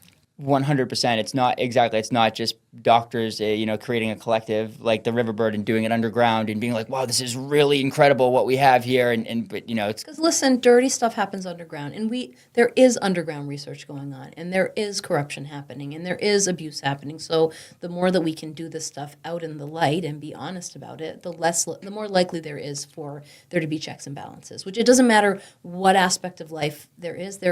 We have to have self-reflection. This goes back to what we were talking about gurus in the yoga field. You have to have people who check you, who make you realize that you're human, who, say like, hey, this seems a little off, so that we don't get into these cult-like situations where people are being hurt, Mm-hmm. Yeah, it makes you happy. It makes you more suggestive. It's going to 100%. So you can't, you have to be really safe around it, and there is a ton of corruption that's going on with it right now. There's a lot of people who are saying stuff that is in using it to their advantage, and it's so yeah. Let's bring it all to the light. Let's bring all this goodness to the light, right? So one other thing that that you haven't done before, you just started doing is teacher training. Mm-hmm. Tell me a little bit about that. Well, it's funny that you say that because early on in my career, one of my instructors said, one of my clients said, if you ever do a teacher training, like, I'm going to do it. And I was like, I am not going to do a teacher training. Like, I'm just not going to do it because so many people that I knew in my field were running trainings like a year, 3 years out of teacher training. And as a yoga teacher, you really don't kind of like know what you're doing for the first 5 years. Hopefully you have enough skills to lead people, but like your eyes begin to open at 5 years. At 10 years, you really get sort of the hang of it. And that's when you realize how much you do not know about the human body. And it almost feels completely overwhelming, body and mind. It almost feels completely overwhelming and like, how dare I have been teaching all these years? So like we have to get started somewhere. That's really cool. Not to jump in here, but that's really cool that's the process that you at least went through, that like you get to that 10-year window, and you're who've been teaching tens of thousands of people at that point, and then you kind of say, oh, I don't know anything. Right. Well, which is actually kind of true about everything. Like we all know the Dunning-Kruger studies about sort of your sense of what you know, versus what you actually know, and your competence. Yeah. And I sort of just felt like I had seen so much ego in the world of, and this is the other thing I will just step back and say. Most yoga studios are not businesses that are run very well. The structure of the average yoga studio, even like a franchise like Yoga 6, franchise yoga studio, their profit margin is like less than 15%, and the average studio owner makes like $40K. Whoa, that's nothing. Whoa, yeah, that's bad. So the way that their structures are set up is that memberships cover the bills, and if they want to make money, they have to run a teacher training, which is why every yoga studio runs a teacher training. This is why Core Power was sued, because they had this like new client pipeline that was basically pressuring people, high pressure sales, to get people to do teacher trainings that didn't want to. Mm-hmm. So I was like, I'm not going to be a part of that. I'm not in this for my personal ego. Like, I just want to teach and I can mentor people.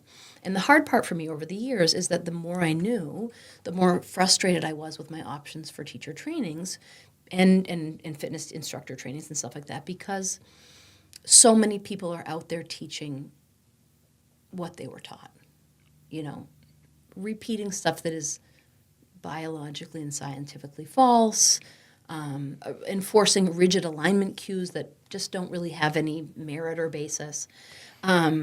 And what I found myself doing was spending tens of thousands of hours detraining and retraining people. And I finally got to a point in my career where I was like, I can't do all of this work to run this business and then do all this free labor training people, when I would rather they just knew what I wanted to share. If you want to teach for me, this is how we teach here. This is the start of like getting people to be thinking instructors. So not that like, this is the way I do it and it's the only way to do it, but this is the way I do it and this is why. This is how I build a class and this is why. And this is where you can get more information so you can figure out what your why is. And I have teachers who go through my programs who like want to do a lot more of the spiritual work, which isn't my thing. I'm really yes, fine, whatever. Do the thing you want to do. It's not authentic for me. I really love the biology and the anatomy and the like kinetics of it and all that type of stuff. So you're not going to get that from me. But if that's what you want, I can help you understand what parts of it are going to get people to those places so you can take that as your journey. Anyway, so that's why I started the training, was so that I could really start to get people to have the foundational information I wanted them to have. Primarily because most yoga studios and fitness trainings come from a discipline focus, where my training comes from. This is how the body works, and this is how these inputs impact the body, so that we can learn from there. And this is why you would develop a class like this. This is why you would try practicing this way. So that's where they sort of initiated from. That's really cool. Like, so that you said that your practice comes from, this is, I don't want to mess it up because most are just disciplines. This is the discipline. We do it exactly this way because it's just the So discipline. if you go to a CrossFit training, the CrossFit training says there are 5 essential human movements: push, pull, squat, hinge, carry. Okay? Can you think of any other essential human movements other than that? Definitely. Like probably 50, right? Yeah, right. So that's somebody's philosophy that came out of, I can't even remember the guy's name. I think his name is Dan something. That was his philosophy, that these were essential movements. And then if you load these pattern movements, then you could be a whole and healthy human being. So a lot of disciplines, when you learn, like the IHP you used to take, that's a discipline. It's low impact. You never have all 4 limbs off the ground. That's a way of teaching and packaging it. That's a really easy way for a yoga teacher to begin teaching fitness. Those are all like organized disciplines, but that doesn't mean that they're necessarily the most effective or the only technique that works. So you can learn to teach a pattern or a discipline, or you can learn how those different patterns and disciplines impact people. So you can use all of those tools to create classes that are life-changing.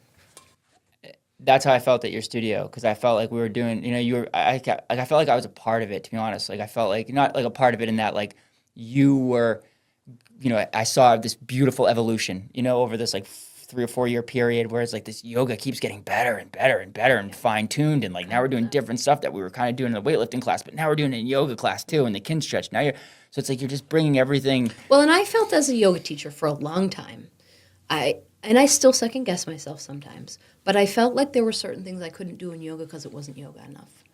You know what I mean? And I would be afraid to do like certain moves or repetitive patterns because I would think like people aren't going to think this is a yoga class. And then I had to just really own, this is my yoga class.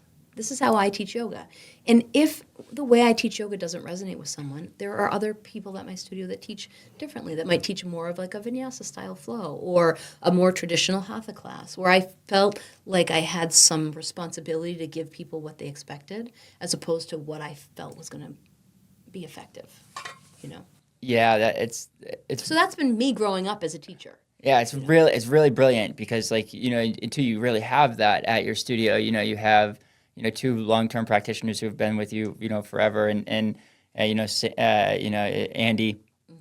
and Jen, have been with you for a long time, and they have such different, types of, yoga that Totally they different teach. styles. Livy, different, it's a whole different type of yoga that she teaches. I think Livy is like, more similar to you than those other 2 teachers, but like just so brilliant and beautiful in all 4 different ways, and everyone else, and Sara Curry and I, One of my favorite local yoga teachers is Marla Sanilia, and she and I are good friends, and we couldn't teach more different types of yoga.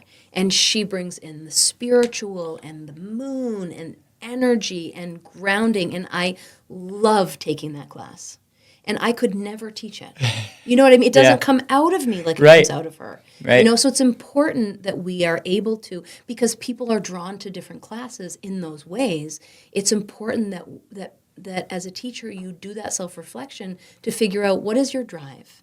My drive is really more to help people like feel more comfortable in their bodies and be Physically able to move use better. their bodies physically better. That's really my drive, because that's where my origin story is, Yeah, exactly right, and that it's so cool. And now I, as a yogi, am gonna start looking at my origin story and why I like how where I'm at with it. And Right, and if you were to become a yoga teacher, you may actually come from a place of like that your classes are about self-acceptance and like embodying yourself and being able to express who you are. And that is an essential tool for people to have, which is why, like, if you look at like the most well-rounded yogis in our community, they take all these different classes because they get a little something different from everybody, as opposed to only going to the person that like is the most like you.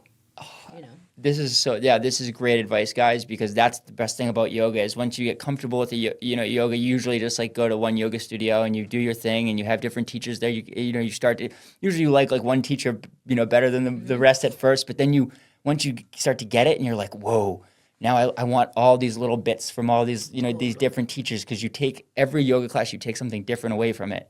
It's Totally. which is it's there's a teacher who I practice with if you can ever get down to Chatham on Cape Cod during the summertime on South Beach, and excuse me, on Lighthouse Beach in Chatham, that's where I asked my wife to marry me after one of these yoga classes. Amazing. She teaches yoga there. This woman, Jennifer Norton, she's incredible. Okay. She teaches. It's a form of Iyengar, and so that's where she says she's formally trained by BKS Iyengar, and that she is also Kripalu yoga. And so, we go there, do the breath of joy, and like this yoga, doing it on the beach with people who are, so happy because they're on vacation. It's like, this is unbelievable yoga, Right. but that's different than taking actually kind of I'm curious about this and your opinion on it, but something that I love to do, but there's been a ton of bad stuff about this, and hopefully there's the original Hot Yoga Association is happening in this discipline as well. But like with Kundalini, Kundalini, that was a really, it's a beautiful practice, and from what I understand, it has no backing. This guy this guy made it up, and he completely made it up, but Can I let you in on a secret? Please. It's all made up. Okay, giddy up. It's all made up. Yeah, okay. So, exactly. So If it's not like the breathing exercises and seated postures from the Rig Veda, it's all made up. yeah, okay. Everybody made it up. Yep. Ashtanga yoga was made up 2 generations ago by Patabi Choice. Iyengar yoga was made up by BKS Iyengar. They had the same teacher. They learned a different discipline. They went in different directions. They made their own shit up. Cool. You know what I mean? Yeah. Flow yoga comes from this woman who was a dancer in New York City in the late 1800s who studied with these swamis and was like, I love your practice of yoga. It makes me feel so good, but it's just so ugly. So she added like flow and all these like froofy movements and wild thing and that type of stuff. It's all made up. It's just an interpretation of stuff. And it's gonna keep. How could it not? And yeah. if it didn't evolve, there'd be something wrong. Mm-hmm. Yeah, change is inevitable. The only way is through. Right. What have you ever practiced Kundalini? Do you mess with it? have, What do you think of it? I think that it's fun. It does a tremendous amount of, I'm going to go ahead and guess that it is a sympathetic nervous system activator because you get sort of that high feeling while you're doing it. And yeah, I don't do it very often. Yeah, I just liked it because for me it was like the concentration bit because the mantra, your double is concentrated. My mind's always all over the place, so to get me truly like let's get present. You know that Jen Mercer teaches it down at Steam House in Epping. I love Jen Mercer and that it's amazing. Yeah, she's amazing. One Sunday a month. I've taken it twice. Good. I've taken I'm so glad. I've taken it twice with her. Okay, good. I'm so glad. I thank God. Like and it was recently that I was like, oh, I need some of this. I need some. It's cool. She's really cool. She's part of a community that I'm. In Candia, this place called the Hive. I've had the owner on there. They're great down there. They do some Kundalini down. She actually teaches at the Hive as well sometimes. Now, speaking of Steam House, and yoga disciplines, that have evolved, from somebody just making it up. Booty. What a class. Listen to me. I'm a little bit embarrassed to say that I love booty yoga. It's so fun. I love booty yoga. I mean, like, shake your booty while you're in a posture, thumping beats. I mean, there is a lot to be said about the founder and the things that she's said about South Asian people and all that type of stuff. That was bad? Not great. Okay. Not culturally aware. Or sensitive. Yeah. So there's that aspect to stuff. And Thank you for sharing. I also enjoy taking it. Again, I wouldn't teach it. I am a lover of hip hop, so I love that aspect of it, but it wouldn't be authentic for me to teach. Yeah, there's a wonderful teacher who teaches it at Steam House. Her name is slipping my mind, but she's incredible. You want to know what I think that you'd actually really, you likely know her, but you would connect on her because she does also like this deep, this deep deep movement with, within your like. It's like I didn't even take the class yet, but it's deep. It's like deep core activation work, So it's like really cool and has some. She says it's like booty on steroids, but where you're not moving around quick. It's like yin booty. Yeah. You're really slowing down and getting into it. Yep. So yeah, I did a couple months over there, just to check it out and see what was going over because I'm closer. I'm closer over there. So I was like, okay, giddy up, and I I think Kundalini is great. I think that. That's awesome to hear that I can still practice Kundalini. I can still do it because I can do what I want, right? Yes. People that have taken yoga with you, right? Like, that you could pick out and say, like, oh, that person would be a good teacher. That person would be a good yoga. Doesn't happen that way? Nope. They have doesn't- to go through it first? Anybody who would say, like, watch someone practice yoga and say they would be a good teacher is probably looking at, like, how they practice. You have no idea who's going to be a great teacher. You really don't. You don't even know when you're in the training with them if they're going to be a good teacher. Sometimes you know, like, this person's got it. But everybody has their own process. You know, we just completed a fitness training, and one of the shyest people in the trainings did her test class this week and was stellar, outgoing, nailed her transitions, was having fun, was like rooting people on, hyping up the room, and was super duper shy in the training. She needed time to practice and prepare. You just don't know. You don't know people, and you can't judge a book by its cover. What I have had in my experience, so I am a lifelong athlete. I am very, very strong. I am not very flexible. Okay, never gotten a lot of accolades when I traveled to take classes about my postures. Just not something that's ever going to happen because I'm just disciplined and strong. You know, that's my thing. But around me, I have always heard visiting teachers say to people who are flexible, "You'd make an amazing teacher. You'd make an amazing teacher. You'd make an amazing teacher." Now, I am a stellar yoga teacher. I'm really good at my job. I'm great at it. And I'm not flexible. So, like, to watch it, when I see a teacher that comes in and says to, like, the most flexible girl in the room, "You'd be an amazing teacher," I think, you're an idiot. You don't know anything about her. She might have stage fright. She might not like public speaking. She might, I don't know. Not want to teach. Who knows? Right, Right. not want to be a teacher. But whether or not somebody can go deep into a yoga posture has, like, absolutely nothing to do with their capacity to teach someone else to do it. You know? Yeah, I feel that because, like you said, that I mean, I learned that pretty quickly too. I think because I just was like, you know, my yoga sometimes would get better. I'd get better, and then I'd travel around. You know, I'd be all over the place. I'd take a class in Boston, and I would, you know, be, you know, just as good as the person teaching the yoga class. And it's like, oh, this is cool because it would make me feel like, oh, we can, you know, we're all alike, you know, and people like me could teach, you know, and people, you know, anyone can do this, you know, if you really just have a you know, a practice. Because even though my postures might be getting a little bit deeper than this person, what they're telling me is helping me get deeper into this fight. They're the one who's coaching me to do better than, you know, it's not even better. It's just deeper or whatever, you know, more accentuated. So it's just, I think it's really cool. But I got stumbled up. I remember what I wanted to say. Yeah. And you'll love this. So about booty is yeah. that I love Mike Rosa. You know, him and I are good friends. And so he was telling me that he walked into a boot, you know, just, oh, what's this? You know? Rose. Yeah, exactly. That's amazing. Rose was like, "Oh, shit! Imagine him walking into a booty class." He was like, "I didn't know what to do." You That's know, he was amazing. like, "Oh, I took the class." You know, Of course he did. He Of would course. never walk out. No, of course not. Exactly. No way.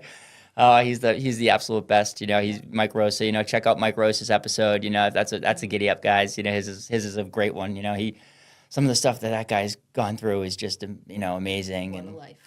What a life. What a life. Yep. You know, what a life. So when's the teacher training? When can So people we're look actually up in for the it? middle of building a new model for it. We're actually going to break the teacher training now into six segments that you can take whenever. So last year we ran it in September, and it was a 5-month program, and everybody went from start to finish together. But we're breaking it down because, to me, from my perspective, I don't want, working for me, a yoga teacher who doesn't understand about building muscle. And I don't want a fitness trainer who doesn't understand about, like, the neurological aspects of yoga or range of motion and mobility. So for someone to get a 200-hour certification from us, it's a movement specialist. So you will learn in that process yoga, fitness, strength training, mobility work, neurology, history, all that stuff comes through. So we're building a model that, like, let's say you came in the middle of the anatomy and physiology for yoga teachers and fitness instructors. You could start there and then complete the rest of the models as they went through. Or you might start at the level 1 fitness training and you might move from there, or the level 1 yoga weekend and build on your practice from there. But once you've completed all of the weekends, maybe it takes you half a year, maybe it takes you a year, maybe it takes you 2 years, that's where you would submit to get the completion. But in that process, we now have these smaller modules, so in a weekend you can become a level 1 fitness instructor. So you can start the process of beginning to teach. Oh, cool. Because when it comes to, like, fitness certifications, most fitness certifications are either a day or a weekend. Ours are all 3-day intensives. It's more important for you in terms of, like, gaining the rest of your knowledge to be putting it to use. We have found that people learn more. So what we just did in this last fitness training is we brought back 4 of our previous graduates who took the fitness training weekend. And because they've been teaching for 6 months, got so much out of it that was like drinking from a fire hose the first weekend, the first, in the training. And they were like, oh yeah, I know this. Oh wait, I do know this. I know how to do this. I know why this works. So we're hoping that this new model that we're breaking it down into is going to be even more effective for people, because we want to get people doing immediately. So then the information they're presented with means something. Do you do it concurrently with the classes? Like, cause it's like a weekend, right? But you're still We teaching usually classes. mush the schedule around just a little bit, but my ultimate dream is that I break into the space next door and I have a lecture hall over there. Yes. So that's where we're headed. Yes, it's absolutely where you're headed, and I can see it now. I can absolutely see it now, and I think that I think that you'll because like you said, there's a program where I could do it, where it's not like where I have to stay.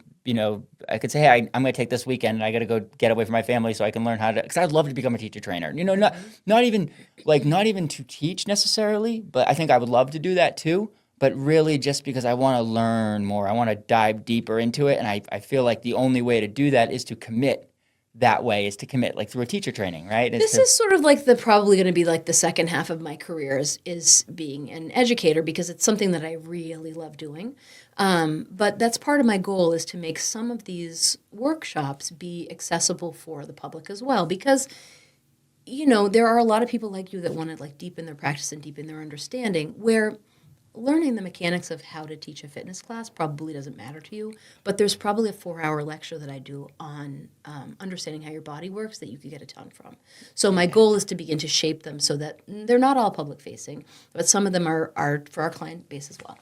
Yeah, I think that's a really great move, because I would absolutely do that. Like I would you get somebody in and you have it's a even if it's a day, you come in and 6 hours, you start with a yoga class and then you teach for 2 hours, you feed the people some healthy awesome food that we have people eat together, and then they take another type of class or whatever, that you practice what you just learned and implement it a little. Like, oh, you're onto something. Yeah. Of course you're onto something. I think that your career is I'm so grateful to be able to learn more about you and more about your career and how you got to where you were, because of what I said in the beginning of this podcast, is that your impact on me is profound. It has been profound, and it will always be profound. I'll always be grateful and thankful to you.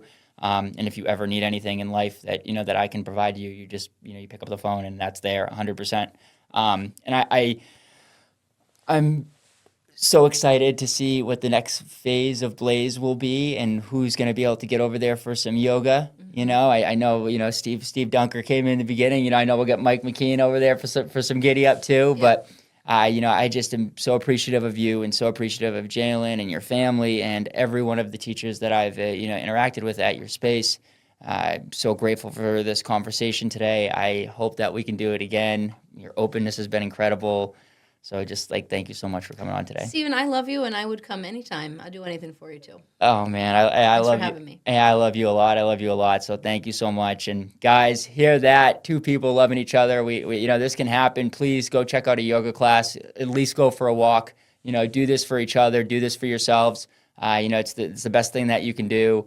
And until next time, baby, giddy up.